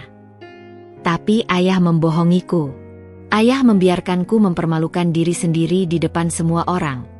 Bentakku, frustrasi yang mendalam membuat suaraku serak. Aku merasa seperti ayah telah merancang skenario ini agar aku terlihat bodoh dan sombong di mata semua orang. Terkadang, kebenaran harus disajikan dengan cara yang tidak biasa, Naila, agar bisa diterima oleh hati yang keras. Jawabnya enteng, seolah aku adalah seorang anak kecil yang merengek karena tidak mendapatkan permen. Kamu terlalu mudah menghakimi orang dari sampulnya saja. Kamu perlu belajar melihat lebih dalam, jauh melampaui apa yang terlihat. Kata-kata ayah itu masih terngiang-ngiang di telingaku, berulang seperti kaset rusak. Melihat lebih dalam. Apa artinya itu? Apakah Bima memang sengaja menyembunyikan identitas aslinya? Untuk tujuan apa? Untuk mengujiku? Untuk melihat apakah aku, Naila Dirgantara yang manja ini, bisa melihat nilai seseorang tanpa terdistraksi oleh status sosialnya? Pikiran itu membuatku kesal. Aku benci diuji, apalagi dipermainkan, terlebih oleh pria yang tak kukenal itu. Aku kembali ke tempat tidur. mencoba memejamkan mata. Namun, bayangan wajah Bima terus muncul di benakku, berganti-ganti dalam berbagai wujud. Bukan lagi Bima dengan kaos belepotan sabun yang selama ini ku kenal, tapi Bima yang tenang saat mendengarkan amarah Rio, Bima yang tersenyum tipis dengan tatapan misterius saat pandangan kami beradu di halaman. Dan sekarang, bayangan Bima yang memberikan mahar sebegitu mewahnya, seolah dia adalah pangeran dari kisah dongeng yang menyamar. Siapa sebenarnya pria ini? Mengapa dia memiliki kehidupan ganda? Dan mengapa takdirku kini terikat padanya? Sebuah takdir yang terasa begitu asing dan menakutkan? Kecemasan yang mendalam bercampur dengan rasa ingin tahu yang besar mulai mendominasi perasaanku. Ada sedikit ketakutan, ya, tapi juga percikan rasa penasaran yang aneh. Apakah ada kehidupan yang lebih dari sekadar kemewahan yang selalu ayah sajikan dan paksaan yang selalu ayah berikan? Apakah ada kebenaran di balik semua kepalsuan dan sandiwara ini? Kebenaran yang bisa mengubah pandanganku? Aku tidak tahu. Yang jelas, besok, semua akan berubah. Aku akan menjadi istri dari seorang pria misterius yang entah bagaimana telah berhasil mengelabui ayahku yang paling cerdik, dan sekaligus mengacaukan seluruh duniaku hingga ke akar-akarnya. Fajar yang sebentar lagi tiba akan membawa takdir yang tak terduga, dan aku, mau tidak mau, harus melangkah menyambutnya. Hari H akhirnya tiba. Matahari pagi bersinar terang, mengirimkan rentetan cahaya keemasan yang menembus celah gorden kamarku, seolah mengejek kegelapan pekat yang masih bersemayam di dalam hatiku. Sejak subuh, kamarku sudah riuh rendah. Penata rias dan penata rambut terbaik dari salon langganan para sosialita Jakarta memenuhi setiap sudut. Mereka bekerja dengan cekatan, mengaplikasikan make-up profesional, menata setiap helai rambutku menjadi sanggul yang rumit dan elegan. Mereka mengubahku menjadi sosok pengantin yang sempurna di luar, namun hancur tak bersisa di dalam. Setiap pulasan make-up terasa seperti topeng tebal yang menutupi kekosongan jiwaku. Setiap helai rambut yang ditata rapi terasa seperti rantai yang mengikatku erat pada takdir yang tak kuinginkan. Gaun pengantin yang kubenci, namun sekaligus kuakui keindahannya yang luar biasa, kini terpasang sempurna di tubuhku, membalutku bagai kulit kedua. Kain brokatnya yang lembut membelai kulit, mutiara kecilnya berkilauan. Ekornya yang panjang menjuntai, menyapu lantai marmer mengkilap di setiap langkahku saat aku menuruni tangga utama rumah. Di bawah, di ruang keluarga yang sudah disulap menjadi area penerimaan tamu, berhiaskan bunga-bunga segar dan kain-kain sutra, ayah berdiri. Dia mengenakan setelan jas tuxedo rancangan desainer ternama. Wajahnya memancarkan kebanggaan yang tak terbantahkan dan sedikit kelegaan yang samar. Dia tersenyum padaku, senyum seorang pemenang, seolah dia baru saja menyelesaikan transaksi terbesar dalam hidupnya. "Kamu cantik sekali, Naila. Sangat cantik," bisiknya saat aku tiba di sisinya. Suaranya mengandung nada kebanggaan yang kentara. Tangannya menggenggam tanganku, terasa dingin. Sebuah kontras dengan panasnya amarah dan kegugupan yang melanda diriku. Aku tidak menjawab, hanya menatap lurus ke depan, menghindari tatapannya. Pikiranku kalut, berputar-putar dalam ketidakpastian. Ini akan terjadi. Aku akan menjadi istri seorang pria yang selama ini hanya kukenal sebagai tukang cuci mobil. Skenario terburuk dalam hidupku akan segera menjadi kenyataan, dan aku tidak bisa melakukan apa-apa untuk menghentikannya. Upacara pernikahan diadakan di taman belakang rumah, yang telah dihias sedemikian rupa menyerupai taman dongeng yang magis. Ratusan tamu undangan memadati kursi-kursi putih yang tertata rapi di tengah hamparan rumput hijau. Mereka adalah wajah-wajah familiar dari kalangan sosialita terkemuka dan pebisnis kelas atas, teman-teman ayah, rekan-rekanku di perusahaan, bahkan beberapa kenalan yang dulu mencoba menjodohkan putra mereka denganku. Aku bisa merasakan tatapan ingin tahu yang tajam, rasa kasihan yang menyakitkan, dan mungkin sedikit ejekan tersembunyi dari mereka. Mereka pasti bertanya-tanya, siapa gerangan pria yang berani mengambil tempat di samping Putri Bramantio Dirgantara ini? Musik orkestra mulai mengalun, memainkan melodi lembut yang seharusnya romantis dan mengharukan. Namun di telingaku justru terasa seperti lagu perpisahan, melodi yang mengiringi kehancuranku. Aku berjalan perlahan diiringi ayah menuju altar. Langkahku terasa berat. Setiap langkah seperti beban bertonton yang menekan pundak. Mataku menyapu kerumunan tamu, mencoba mencari sosok Bima. Ia pasti sudah di sana, menantiku di ujung jalan yang dihiasi bunga. Dan benar saja, di bawah altar yang menjulang tinggi, dipenuhi rangkaian bunga lili putih yang harum, berdiri seorang pria. Bukan pria berkaus belepotan yang kukenal, bukan pria dengan tangan kotor dan bau sabun. Pria itu kini mengenakan setelan jas tuxedo hitam yang sangat pas di tubuhnya, menonjolkan bahunya yang lebar dan proporsional. Dia terlihat gagah dan berwibawa, jauh dari kesan sederhana yang selama ini kubayangkan. Rambutnya disisir rapi ke belakang, memperlihatkan rahang tegas dan hidung mancungnya. Dia berdiri tegak, memancarkan aura kepercayaan diri yang tak kuduga, seolah dia adalah pangeran dari negeri dongeng. Aku mendongak ke arahnya saat kami semakin dekat, langkah demi langkah. Ini adalah pertama kalinya aku melihatnya begitu formal, begitu berbeda. Dia menatapku, dan kali ini, tatapannya bukan lagi tatapan canggung seorang tukang cuci mobil yang kulihat dari jendela. Itu adalah tatapan yang dalam, penuh misteri yang mengundang, dan entah mengapa, ada sedikit kehangatan yang membuat jantungku berdesir aneh, sebuah sensasi yang belum pernah kurasakan sebelumnya. Saat ayah menyerahkan tanganku kepadanya, jari-jari kami bersentuhan. Tangannya hangat, kuat, dan terasa meyakinkan. Sebuah sentuhan yang anehnya memberiku sedikit rasa tenang di tengah badai emosi. Dia tersenyum padaku, senyum tipis yang pernah kulihat. Namun kali ini ada semacam ketulusan dan ketenangan di sana yang membuatku sedikit goyah, sedikit penasaran. Pendeta memulai upacara. Suaranya yang khusyuk memenuhi udara. Aku mengangguk pada setiap kalimat, berjanji setia, meskipun hatiku masih dipenuhi keraguan dan pertanyaan yang belum terjawab. Setelah janji pernikahan diucapkan, tibalah momen yang paling kutakutkan dan sekaligus paling membuatku penasaran, penyerahan mahar. Para tamu mulai berbisik-bisik, suara-suara lirih memenuhi udara. Mereka pasti menunggu mahar yang sederhana, sesuai dengan profesi pengantin pria yang mereka kira selama ini. Bima menoleh ke arah ayahku, memberi isyarat dengan anggukan kepala. Sebuah pintu kecil di samping altar, yang tertutup oleh hiasan bunga, tiba-tiba terbuka.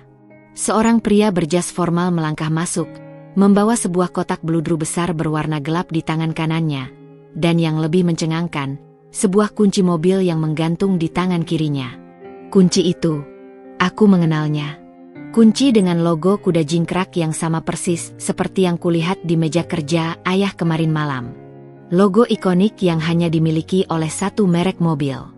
Ruangan seketika hening, semua bisikan mereda. Semua mata tertuju pada mahar itu, pada kotak beludru dan kunci mobil di tangan pria berjas itu. Aku menatap Bima. Dia memegang tanganku erat, seolah menyalurkan kekuatannya. Matanya menatapku lurus, tak berkedip, seolah mengundangku untuk melihat apa yang akan terjadi.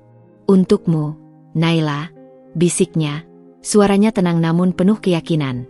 Suaranya yang lembut terasa menenangkan di tengah kekalutan. Ia mengambil kotak beludru dari tangan pria berjas itu dan menyerahkannya padaku. Dengan tangan gemetar, aku membuka kotak itu. Seketika, cahaya biru safir menyinari seisi ruangan, memantulkan kilauan dari berlian-berlian di sekitarnya. Satu set perhiasan blue sapphire diamond yang sama persis dengan yang kulihat kemarin malam, berkilauan begitu indah hingga nyaris menyilaukan mata.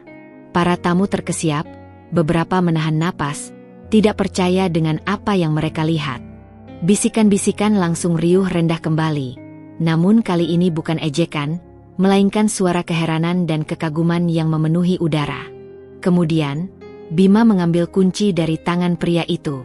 Dan yang lebih mengejutkan lagi, sebuah Porsche 911 Carrera berwarna merah menyala yang mewah tiba-tiba melaju perlahan dari balik pepohonan di taman, berhenti tepat di depan kami. Seolah-olah memang dipersiapkan untuk momen pengungkapan ini. Mesinnya bergemuruh pelan, memamerkan kekuatan dan kemewahannya. Mata para tamu terbelalak lebar, wajah mereka memucat, beberapa bahkan menganga tak percaya. Rio, yang entah sejak kapan berdiri di antara kerumunan tamu dengan wajah pucat pasi dan mata kosong, tampak seperti baru saja melihat hantu yang gentayangan. Aku menatap Porsche itu, lalu kembali menatap Bima. Senyum tipis terukir di bibirnya. Kali ini bukan lagi canggung atau misterius, melainkan sebuah senyum kemenangan yang lembut, namun penuh arti. Seolah dia telah memenangkan sebuah pertarungan rahasia, sebuah taruhan besar. Pertarungan yang aku sama sekali tidak tahu, dan baru sekarang terungkap. Selamat datang di duniaku, Naila, bisiknya lagi, matanya memancarkan misteri yang lebih dalam, namun kini diselimuti oleh aura kebanggaan yang samar. Aku merasa duniaku terbalik, berputar 180 derajat. Ini bukan lagi sekadar pernikahan paksaan. Ini adalah pengungkapan.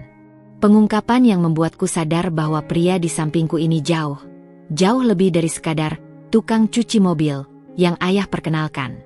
Dia adalah teka-teki yang baru saja menunjukkan petunjuk pertamanya. Detik-detik setelah pengungkapan mahar yang fantastis dan tak terduga itu terasa seperti adegan dalam film bisu, di mana waktu melambat dan suara-suara menghilang. Mulutku ternganga, tak mampu menutupnya, mataku terbelalak lebar, bergantian menatap antara Porsche merah menyala yang kini parkir anggun di halaman, memamerkan kemewahannya, dan set perhiasan safir biru yang berkilau di tanganku, memancarkan cahaya yang menusuk mata. Aku bisa merasakan jantungku berdegup kencang di dada. Detakannya memekakan telinga di tengah keheningan yang tiba-tiba melanda ratusan tamu undangan. Rasanya seperti seluruh duniaku baru saja terbalik. Kemudian, seperti bendungan yang telah menahan luapan air terlalu lama akhirnya pecah, bisikan-bisikan mulai riuh rendah.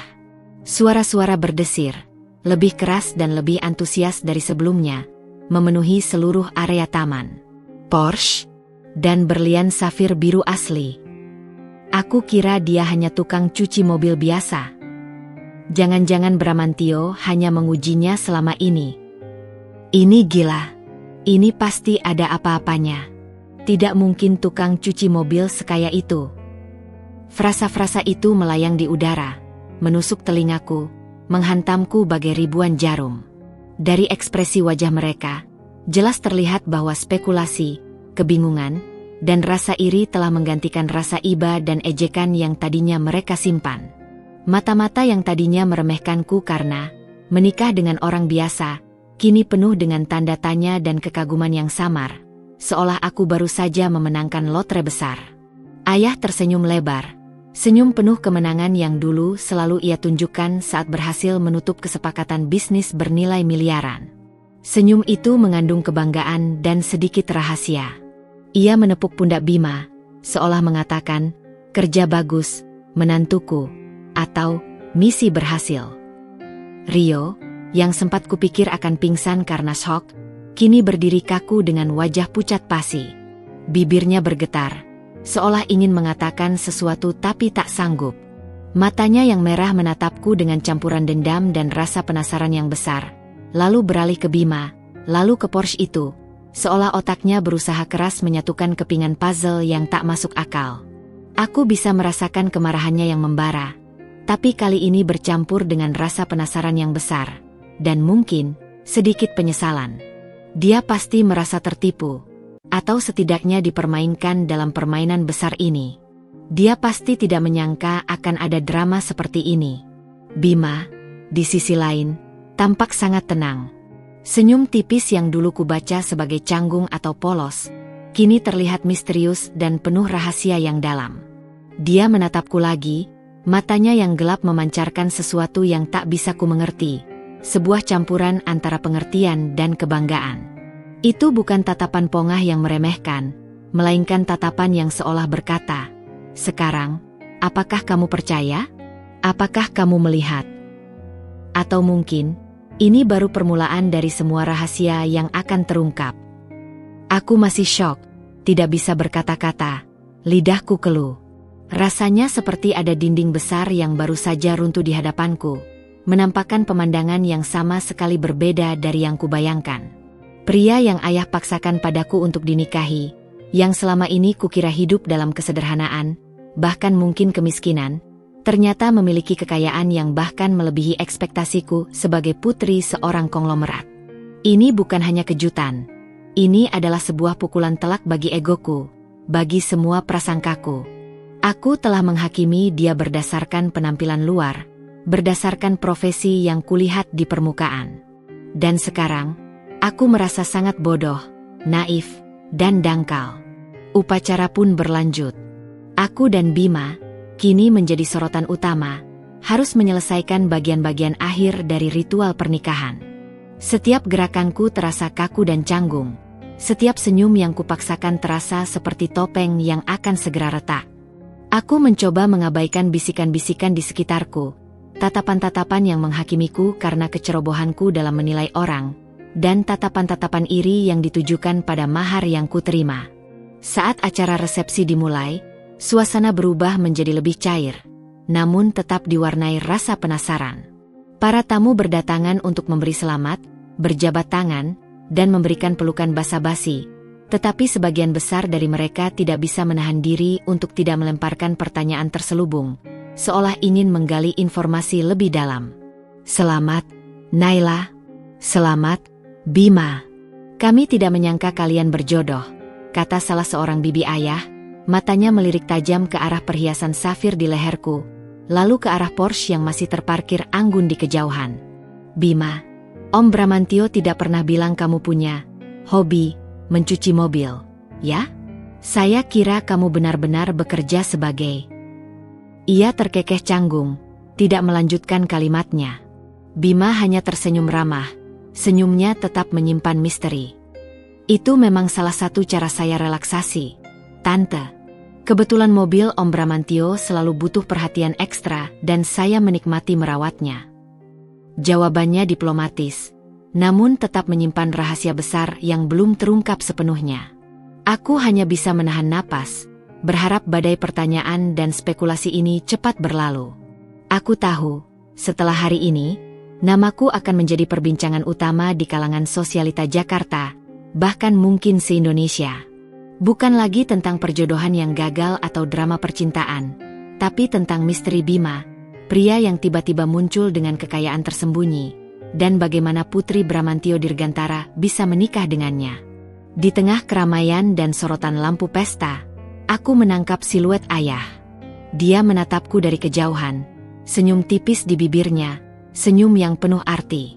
Seolah-olah dia akhirnya berkata, "Nah, kan. Sekarang kamu tahu, aku tidak pernah salah." Aku merasakan marah yang membuncah, sangat marah padanya. Dia membiarkan aku merana, membiarkan aku merasa terhina dan bodoh selama berhari-hari, hanya untuk tujuan ini, hanya untuk mengajariku pelajaran. Tapi di sisi lain, ada sedikit rasa kagum yang tak bisa kupungkiri. Ayahku memang seorang master strategi, seorang dalang yang ulung. Malam itu, di antara kilauan lampu pesta dan gemerlap berlian safir yang kini terasa begitu berat di leherku, aku tidak lagi merasakan kemarahan murni atau kesedihan yang mendalam. Ada campuran emosi yang aneh dan kompleks, bingung, terkejut, malu yang mendalam, dan sedikit rasa ingin tahu yang tak terhindarkan. Siapa sebenarnya suamiku ini? Dan apalagi rahasia yang ia simpan di balik wajah tenang dan senyum misteriusnya itu? Aku tahu, kisah kami baru saja dimulai, dan bab-bab yang akan datang mungkin jauh lebih mengejutkan. Setelah resepsi yang terasa begitu panjang, melelahkan, dan penuh drama yang menguras seluruh emosiku, akhirnya aku dan Bima tiba di kediaman baru kami. Ayah sudah menyiapkan sebuah rumah yang tak kalah mewahnya dari rumah kami sebelumnya, bahkan mungkin lebih modern. Sebuah penthouse mewah di salah satu gedung pencakar langit paling prestisius di pusat kota Jakarta. Dari jendela raksasa yang membentang dari lantai ke langit-langit, pemandangan kota Jakarta di malam hari memang menakjubkan, dengan gemerlap lampu-lampu gedung dan lautan kendaraan di bawah sana. Namun, aku terlalu lelah, bingung, dan mati rasa untuk menghargai keindahan itu. Aku merasa seperti mayat hidup yang dibawa ke tempat baru. Begitu pintu penthouse terbuka dan kami melangkah masuk, suasana canggung yang kental langsung menyelimuti kami. Bima menutup pintu dengan perlahan, dan keheningan yang menyesakan pun pecah oleh detak jantungku yang masih berpacu kencang di dada.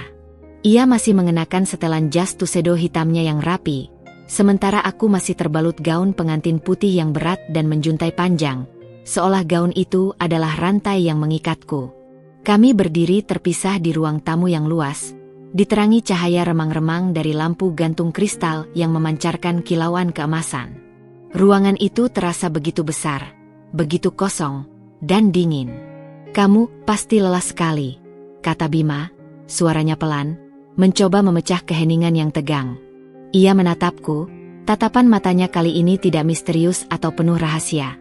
Justru terasa sedikit kikuk dan hati-hati, seolah takut salah bicara.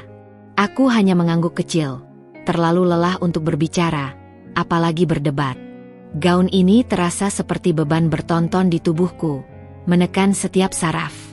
"Biar ku bantu melepasnya," tawarnya, melangkah perlahan mendekatiku. Gerakannya tenang, tidak terburu-buru. Refleks, aku mundur selangkah, menepis tawarannya tanpa menyentuhnya. "Tidak perlu," kataku cepat, nadaku dingin, syarat penolakan. Aku tidak ingin dia menyentuhku. Tidak setelah semua ini. Aku masih tidak tahu siapa dia sebenarnya. Dan kejutan mahar tadi justru membuatku makin curiga, makin merasa dia adalah jebakan yang rumit. Sentuhannya terasa seperti invasi. Bima berhenti, menghela napas pendek. Ada semacam kekecewaan samar di matanya, sebuah kilatan kesedihan yang nyaris tak terlihat. Namun ia tidak membantah atau mendesak. "Baiklah, kalau begitu, aku akan ke kamarku. Kamarmu ada di sebelah sana," katanya, menunjuk ke arah koridor yang berbeda, yang memisahkan dua area pribadi di penthouse itu. "Jika butuh sesuatu, jangan sungkan panggil. Jangan sungkan meminta bantuan." Aku menatapnya dengan tatapan tak percaya yang sulit kusembunyikan. "Kamarmu? Apakah dia bilang kamarmu dan kamarku terpisah? Jadi kami tidak tidur sekamar?" Perasaan lega bercampur kebingungan yang hebat melanda diriku secara bersamaan.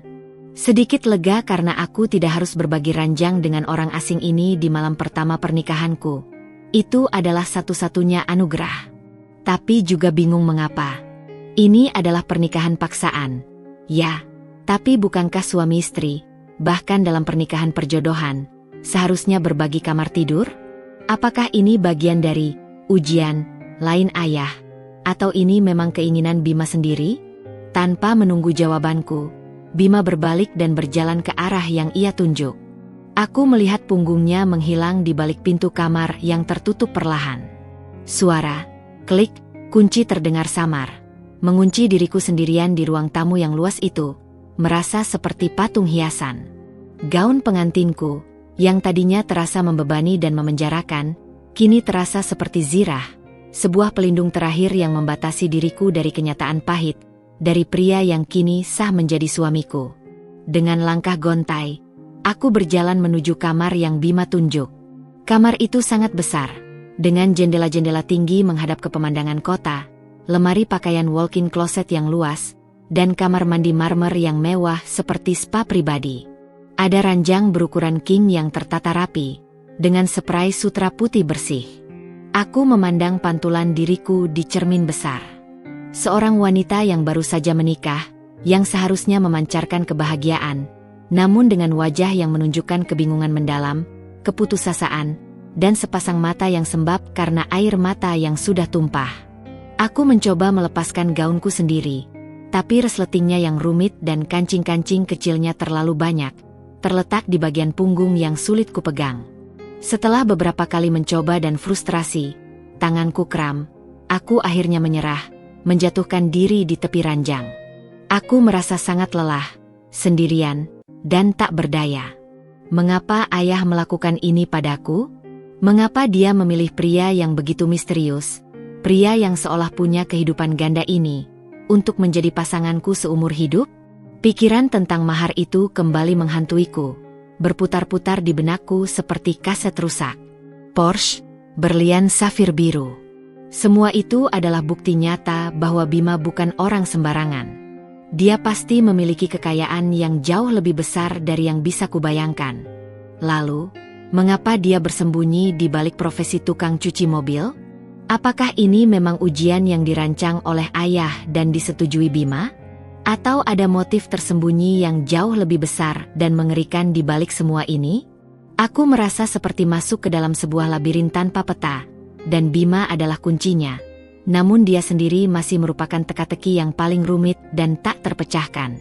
Malam pertama pernikahanku, malam yang seharusnya romantis dan penuh kebahagiaan, justru kuakhiri dengan berbalut gaun pengantin yang berat, di kamar yang asing dan terlalu besar, dengan pikiran yang kalut tentang pria yang kini sah menjadi suamiku, namun terasa seperti orang asing yang paling misterius di dunia. Sebuah sangkar emas baru, dengan kunci yang tak kumiliki. Pagi hari pertama sebagai Nyonya Bima. Aku terbangun dengan kepala berat dan mata sembab, efek dari tangisan dan kurang tidur nyenyak semalam. Gaun pengantin yang semalam terasa seperti zirah, kini teronggok di lantai, dingin dan pengap, seperti bangkai yang ditinggalkan. Dengan gerakan malas, aku melepaskan gaun itu dengan susah payah, membiarkannya tergeletak begitu saja, sebuah simbol dari semua kekacauan yang terjadi. Menggantinya dengan piyama sutra berwarna navy yang terasa lembut di kulit, aku melangkah gontai menuju kamar mandi marmer yang luas.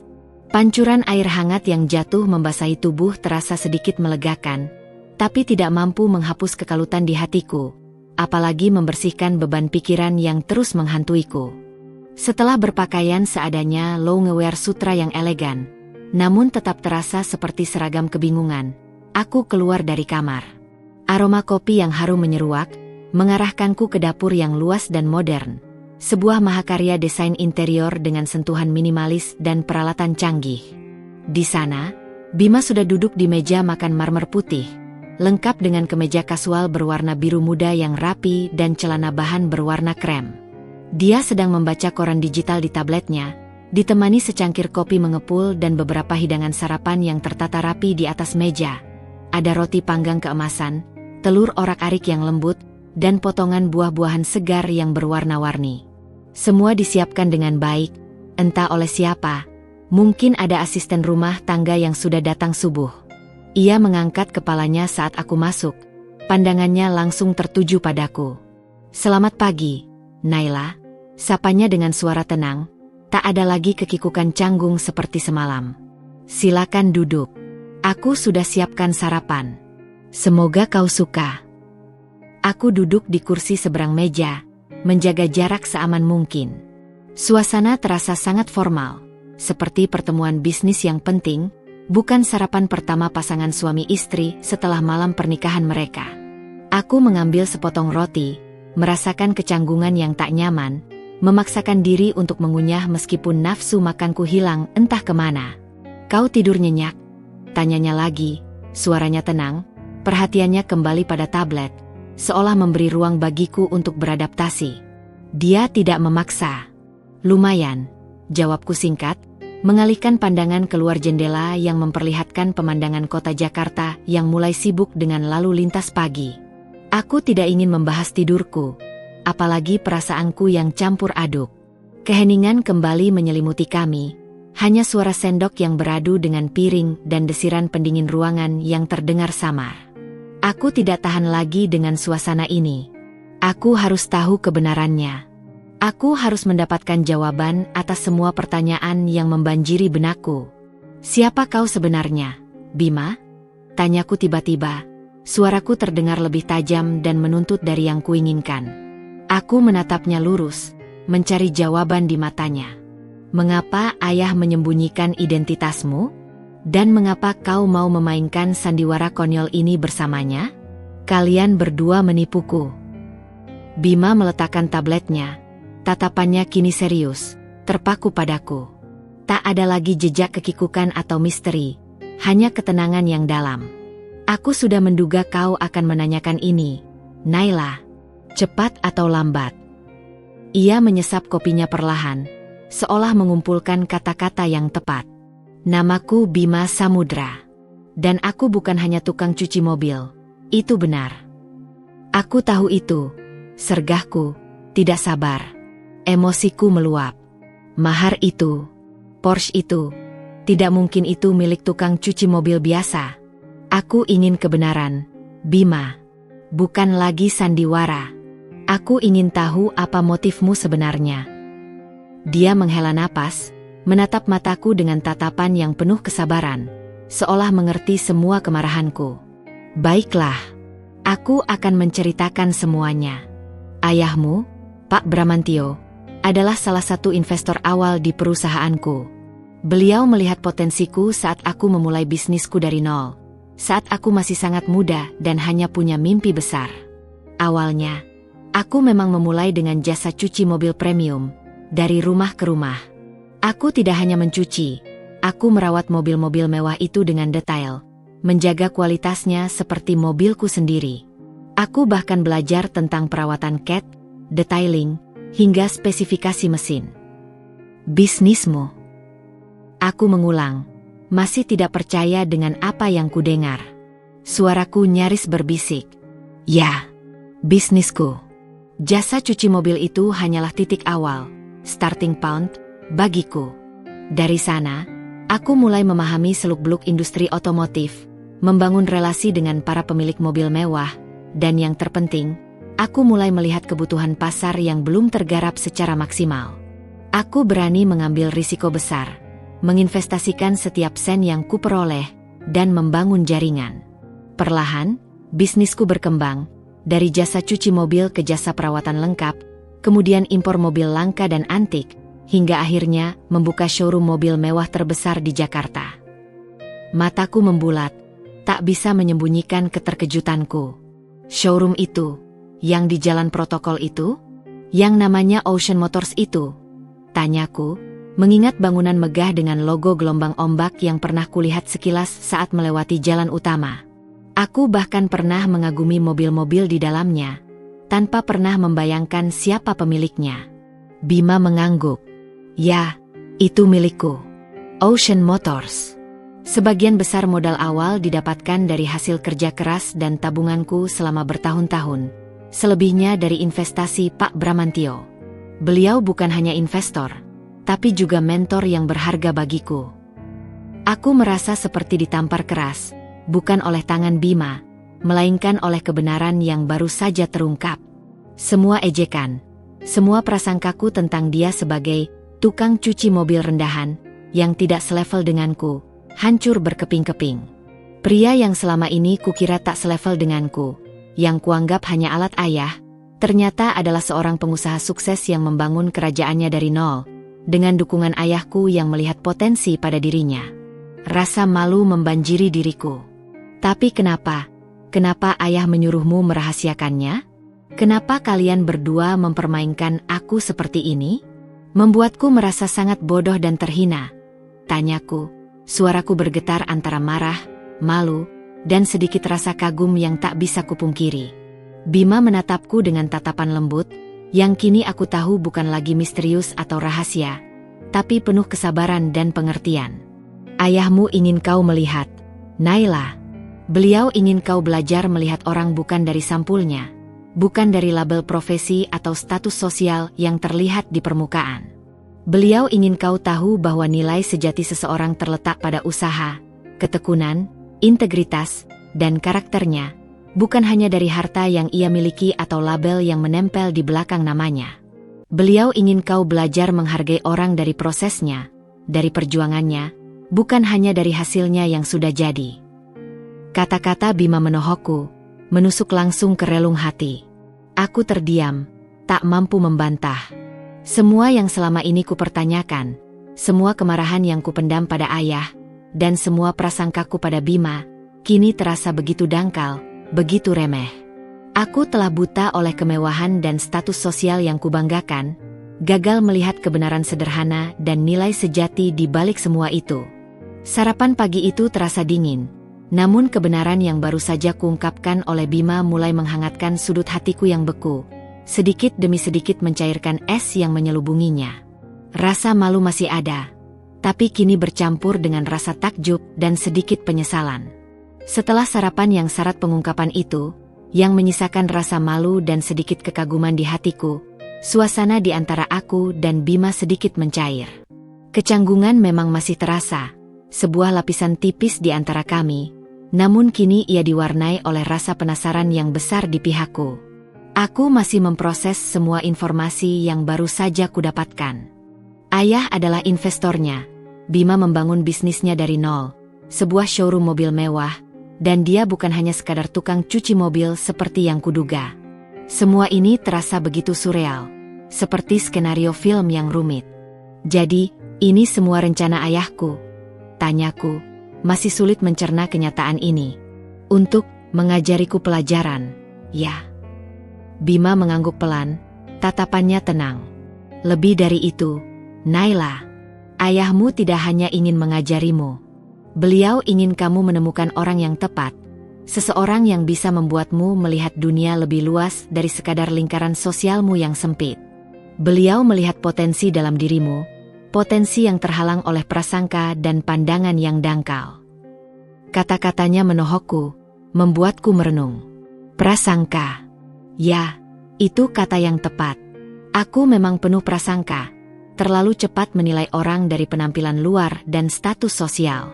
Aku bisa mengantarmu ke showroom jika kamu mau, tawar Bima, seolah membaca pikiranku yang bimbang antara keraguan dan keinginan untuk tahu lebih banyak. Melihat langsung mungkin bisa membantu kau memahami lebih jauh. Aku terdiam sejenak. Ada keraguan, rasa malu untuk mengakui bahwa aku salah menilainya, tapi juga rasa penasaran yang tak tertahankan. Ini adalah kesempatanku untuk melihat Bima yang sebenarnya, di dunianya yang sesungguhnya, bukan di balik kaos belepotan sabun. Baiklah, jawabku akhirnya. Suaraku nyaris berbisik. Kami berangkat menggunakan Porsche merah yang kemarin menjadi mahar. Mobil itu kini resmi menjadi milikku. Duduk di kursi penumpang mobil sport mewah itu terasa aneh. Ini adalah simbol dari kebohongan yang membawaku ke sini, namun juga simbol dari kebenaran yang baru saja terungkap.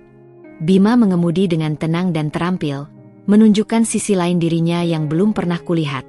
Fokus, cekatan, dan penuh percaya diri di balik kemudi mobil mewah ini. Tak lama kemudian, kami tiba di sebuah bangunan megah, modern, dengan arsitektur futuristik yang didominasi dinding kaca transparan. Dari luar, deretan mobil mewah di dalamnya terlihat jelas, seperti pameran seni bergerak. Logo gelombang ombak berwarna perak, Ocean Motors, terpampang jelas dan elegan di bagian depan bangunan. Ini adalah showroom yang sama persis dengan yang pernah kulewati. Bahkan terkadang kuagumi dari jauh saat terjebak macet di jalan protokol. Aku pernah melihat Rio dan teman-temannya keluar masuk dari sana, membawa pulang mobil-mobil terbaru yang paling eksklusif. Dulu, aku hanya melihatnya sebagai salah satu showroom milik para konglomerat lain yang bersaing di dunia otomotif. Tidak pernah terpikir sedetik pun bahwa pemiliknya adalah pria yang kini duduk di sampingku. Saat kami masuk, semua staf menyambut Bima dengan hormat, bahkan nyaris membungkuk. "Selamat pagi, Pak Bima." Sapa mereka serempak, suara mereka penuh respek. Mata mereka melirik padaku dengan rasa ingin tahu dan sedikit kekaguman, seolah bertanya-tanya siapa wanita di samping bos besar mereka ini. Bima hanya mengangguk ramah, senyumnya hangat dan tulus kepada para stafnya. Ia memperkenalkan aku sebagai istrinya, dengan nada bangga yang tak kusangka, sebuah intonasi yang membuatku sedikit tersipu. Rasa malu kembali menyerangku. Aku yang dulu meremehkannya, kini berdiri di sisinya sebagai istrinya, di kerajaannya yang megah ini. Ironi yang menyakitkan sekaligus membuka mata. Bima mengajakku berkeliling showroom. Dia menjelaskan setiap detail tentang mobil-mobil yang dipajang, dari performa mesin yang gahar hingga sejarah merek yang legendaris. Dia berbicara dengan antusias, matanya berbinar, menunjukkan passion yang luar biasa pada bidang ini. Aku melihatnya berinteraksi dengan staf, memberikan instruksi dengan jelas, dan menyapa beberapa klien yang sedang datang dengan senyum ramah. Dia ramah, profesional, dan berpengetahuan luas. Jauh berbeda dari Citra, tukang cuci mobil, yang selama ini kutanaman di benakku, Citra yang kini terasa begitu dangkal. Dulu, saat pertama kali kesini, aku hanya mencuci mobil-mobil ini, katanya sambil menepuk kap Lamborghini berwarna oranye yang mengkilap, senyumnya tersungging tipis. Aku belajar setiap detail dari mereka, dari jenis catnya, finishingnya, Sampai aku tahu persis apa yang diinginkan oleh pemilik mobil mewah. Dari sana, aku tahu aku harus membangun sesuatu yang lebih besar dari sekadar jasa cuci. Aku menatapnya, ada rasa kagum yang mulai tumbuh di hatiku, perlahan tapi pasti. Jadi, kamu benar-benar membangun semua ini dari nol? Dengan keringatmu sendiri. Dia tersenyum, kali ini lebih lebar.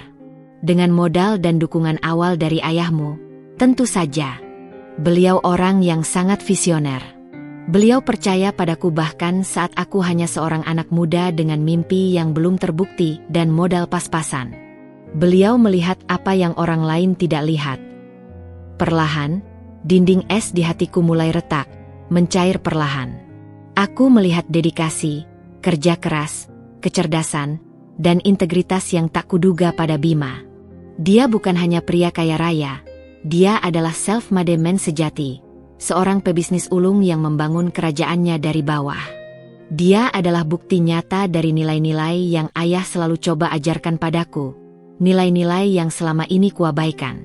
Kami kembali ke kantornya, sebuah ruangan megah di lantai atas dengan dinding kaca yang menyajikan pemandangan kota Jakarta yang luar biasa dari ketinggian. Di meja kerjanya yang rapi, terdapat sebuah figura foto keluarga. Ayahnya, ibunya, dan seorang gadis kecil yang tersenyum lebar, sepertinya adiknya. Bima melihat arah pandangku. Keluargaku, katanya lembut, nada suaranya penuh kasih sayang. Mereka sangat bangga dengan apa yang sudah kuraih. Aku merasa malu sekali, rasa bersalah menghantamku. Aku telah menilai Bima begitu rendah, padahal dia adalah seseorang yang patut dihormati, seseorang yang punya cerita perjuangan yang hebat. Showroom ini, kekayaan ini, bukan semata-mata warisan yang jatuh dari langit, tapi hasil dari keringat, otaknya sendiri, dan keberaniannya. Kunjungan ini adalah sebuah tamparan keras bagiku, namun juga sebuah pencerahan yang membukakan mataku.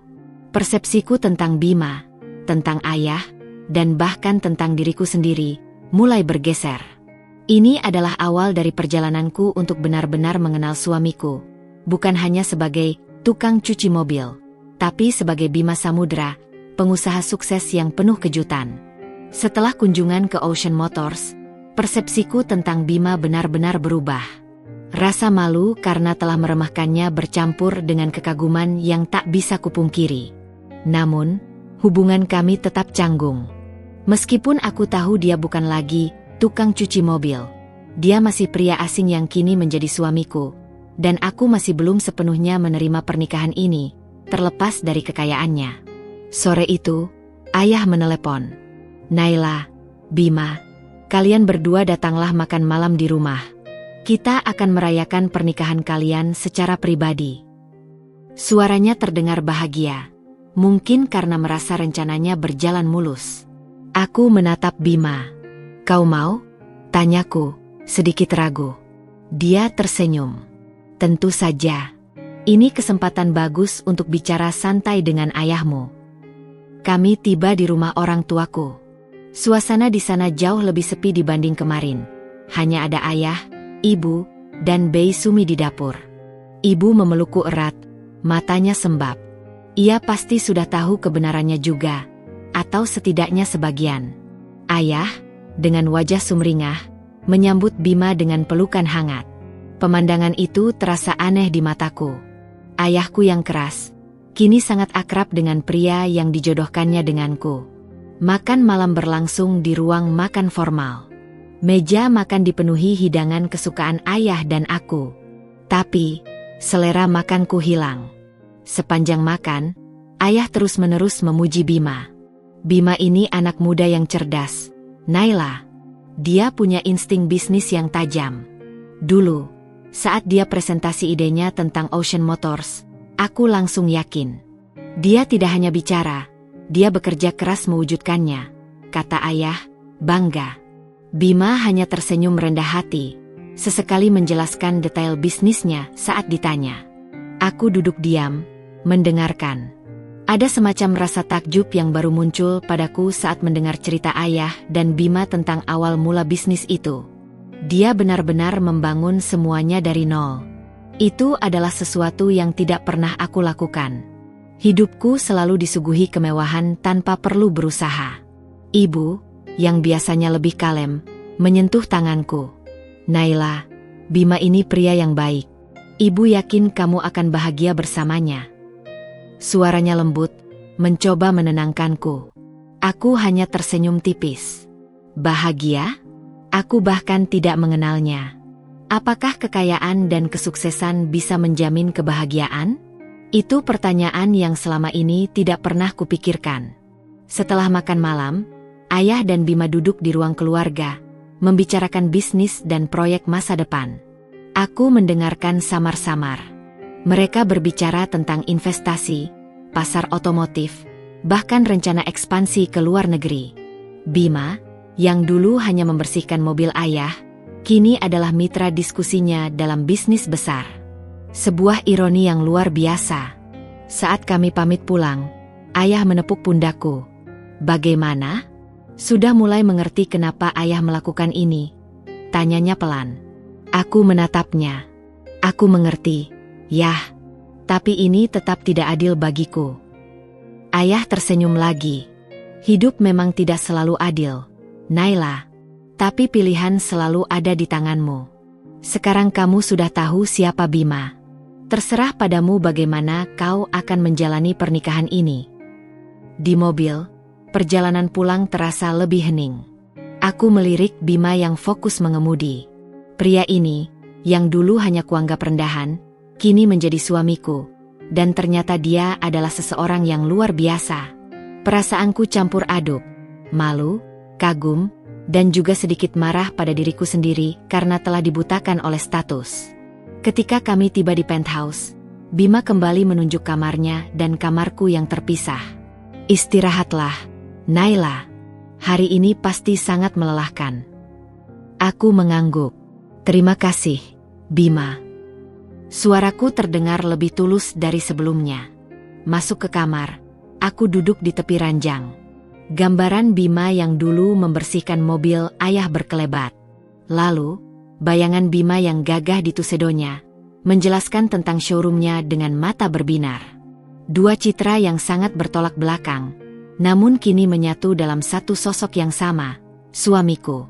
Aku masih tidak tahu bagaimana pernikahan ini akan berjalan, tapi satu hal yang pasti, Bima bukan lagi orang asing yang kuanggap rendah. Dia adalah sebuah babak baru dalam hidupku. Babak yang penuh misteri dan potensi yang tak terduga. Pagi setelah makan malam yang canggung sekaligus membuka mata itu, aku terbangun dengan perasaan yang sedikit berbeda. Bukan lagi rasa marah yang membara, melainkan campuran kekaguman dan kebingungan. Malam itu, aku tidur lebih nyenyak dari biasanya. Mungkin karena sebagian besar beban pikiran tentang identitas Bima sudah terangkat. Aku mulai menerima bahwa suamiku bukanlah pria biasa. Aku mandi dan mengenakan pakaian kasual yang nyaman. Saat keluar kamar, Bima sudah ada di dapur, sedang menyiapkan sarapan yang lebih sederhana pagi ini, oatmeal dan buah. Aroma blueberry segar menyeruak di udara. Ia menoleh dan tersenyum padaku. Pagi, Naila, sapanya. Sudah lebih baik. Aku mengangguk. Pagi, Bima. Lumayan.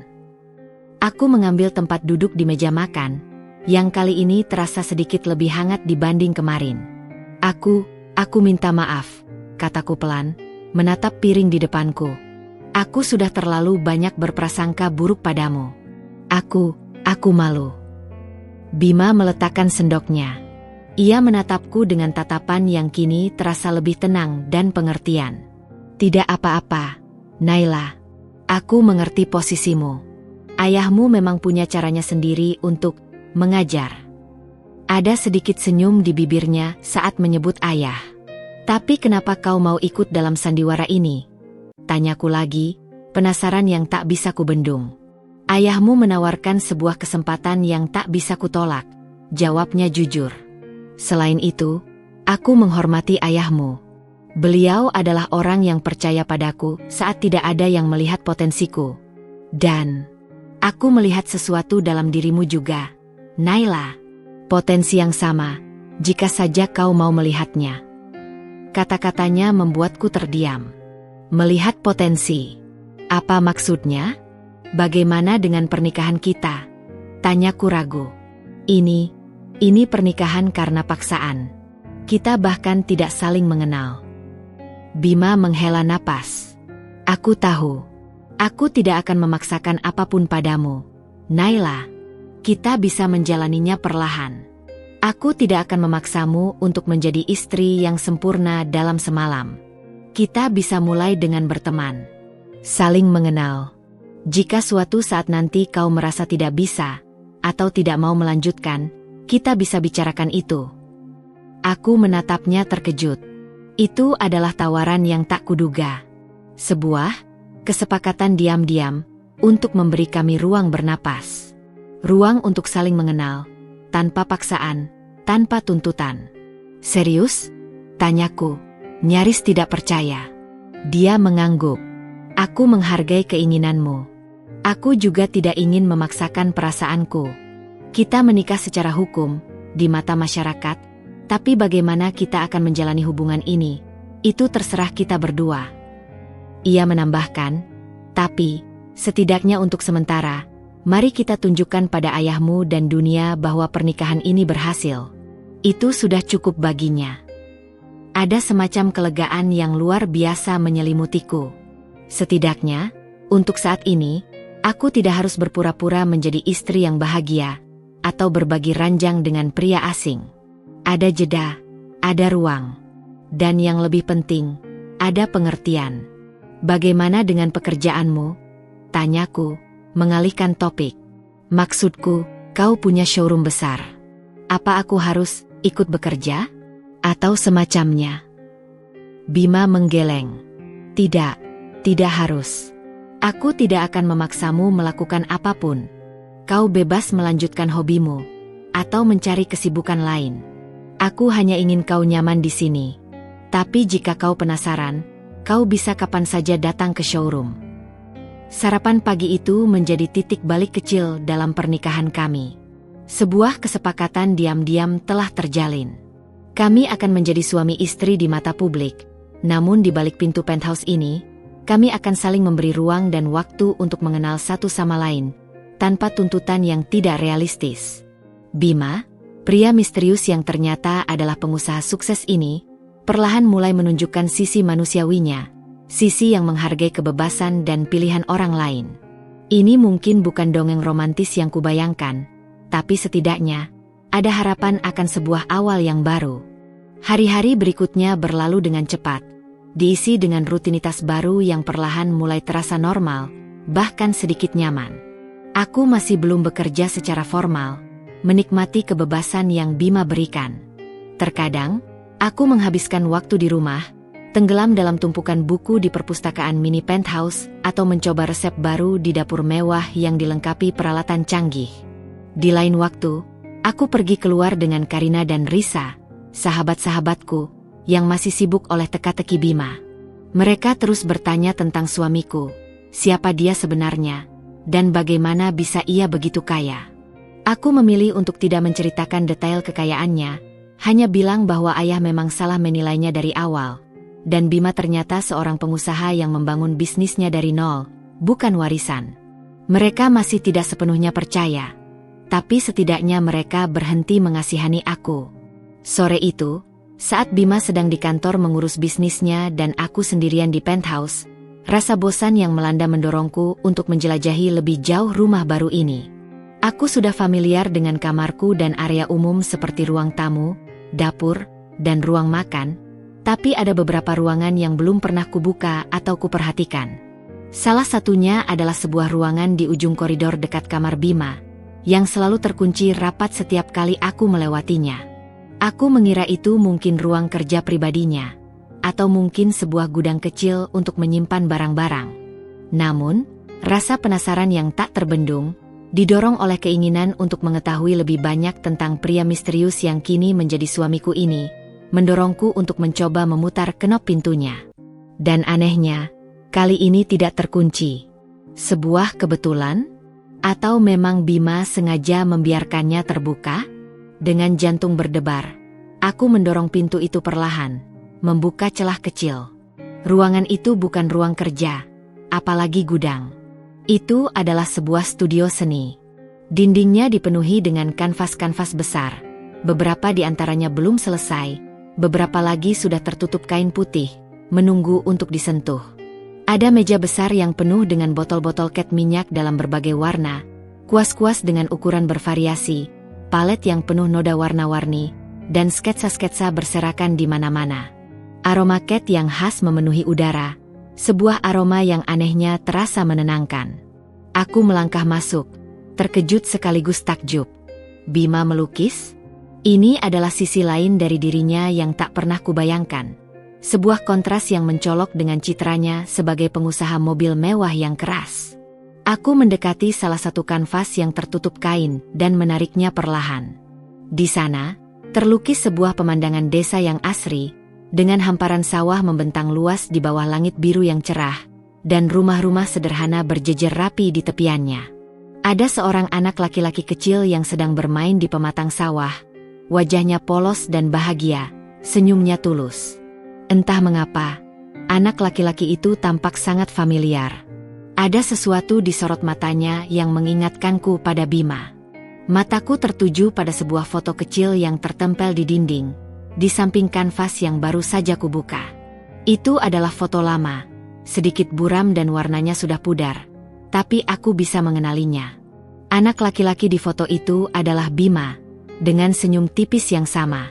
Dan pemandangan di belakangnya, sawah dan rumah sederhana itu, sangat mirip, bahkan mungkin sama persis, dengan lukisan di kanvas. Jadi, ini adalah masa lalunya. Masa lalu yang jauh dari gemerlap kemewahan penthouse ini, dari deretan Porsche dan Lamborghini di showroomnya. Aku terus menjelajahi studio, mengambil setiap detail. Ada beberapa sketsa wajah wanita, yang kutebak adalah ibunya atau kerabat perempuan lainnya, digambar dengan sentuhan kasih sayang. Dan ada satu sketsa yang membuatku terpaku, nyaris tak bisa bernapas. Itu adalah wajah seorang gadis muda, sedang tersenyum ceria, dengan rambut panjang tergerai bebas. Aku bisa melihat diriku dalam sketsa itu, tapi bukan diriku yang sekarang, yang kaku dan penuh kekhawatiran. Melainkan diriku di masa remaja, saat aku masih sering berkunjung ke sebuah panti asuhan di pinggir kota untuk kegiatan sosial rutin, membagikan sembako atau bermain dengan anak-anak di sana. Kini, ingatanku berkelebat kembali ke masa itu, sebuah memori yang sudah lama terkubur. Aku pernah sekali melihat seorang anak laki-laki di panti asuhan itu. Dia selalu mencuci mobil-mobil para donatur dengan telaten dan penuh konsentrasi, bahkan mobil ayahku sendiri, yang saat itu adalah salah satu donatur terbesar. Aku ingat dia memiliki senyum tipis yang sama, dan matanya yang tenang, fokus pada pekerjaannya. Apakah itu Bima? Apakah dia adalah anak yatim piatu atau anak yang diasuh dari panti asuhan itu? Dan apakah dia dulu melihatku, mengamatinya seperti yang kulakukan padanya sekarang? Rasa penasaran bercampur rasa bersalah yang menusuk merasukiku. Jika ini benar, berarti Bima sudah mengenalku jauh lebih lama dari yang kubayangkan. Dan dia melihatku sebagai diriku yang lebih muda, yang mungkin belum seangkuh dan semanja sekarang. Apakah ayah tahu tentang ini? Apakah ini semua bagian dari rencana yang lebih besar? Sebuah skenario yang sudah dirancang jauh sebelum kami bertemu sebagai pengantin yang dijodohkan? Aku merasa ada ikatan tak terlihat yang tiba-tiba muncul di antara kami. Sebuah benang takdir yang menghubungkan masa lalu kami. Pria yang dulu hanya tukang cuci mobil, di mata kasarku, pria yang kini menjadi suamiku, ternyata memiliki masa lalu yang sederhana, penuh perjuangan, dan entah bagaimana, masa lalunya itu bersinggungan dengan masa laluku. Misteri Bima perlahan mulai terkuak. Namun setiap jawaban yang kudapatkan justru menimbulkan pertanyaan baru yang lebih dalam, lebih kompleks. Aku tahu, teka-teki tentang Bima Samudra, sang pengusaha mobil mewah sekaligus seniman tersembunyi dengan masa lalu yang penuh perjuangan, baru saja dimulai. Keesokan harinya, Naila terbangun dengan perasaan yang berbeda. Studio seni dan sketsa dirinya di masa lalu telah mengubah segalanya. Bima bukan lagi orang asing yang dijodohkan, melainkan sebuah teka-teki yang kini mulai ia pahami. Saat sarapan, Ia menatap Bima. Aku melihat studio senimu semalam, kata Naila, suaranya pelan. Dan sketsa itu aku, kan? Bima menatapnya, senyum tipis terukir di bibirnya. Ya, Naila, itu kau. Aku sudah mengenalmu sejak lama. Naila merasakan pipinya memerah, malu sekaligus lega. Dan semua ini, ayah tahu. Ayahmu tahu lebih banyak dari yang kau bayangkan, jawab Bima. Beliau melihat potensi dalam dirimu, dan beliau juga melihat bahwa kita memiliki benang takdir yang tersembunyi. Meskipun masih ada banyak hal yang perlu diurai, dan masa lalu yang perlu dijelaskan, Naila merasa sebuah beban besar telah terangkat. Ia menatap Bima, bukan lagi dengan prasangka, melainkan dengan rasa ingin tahu dan sebuah percikan harapan.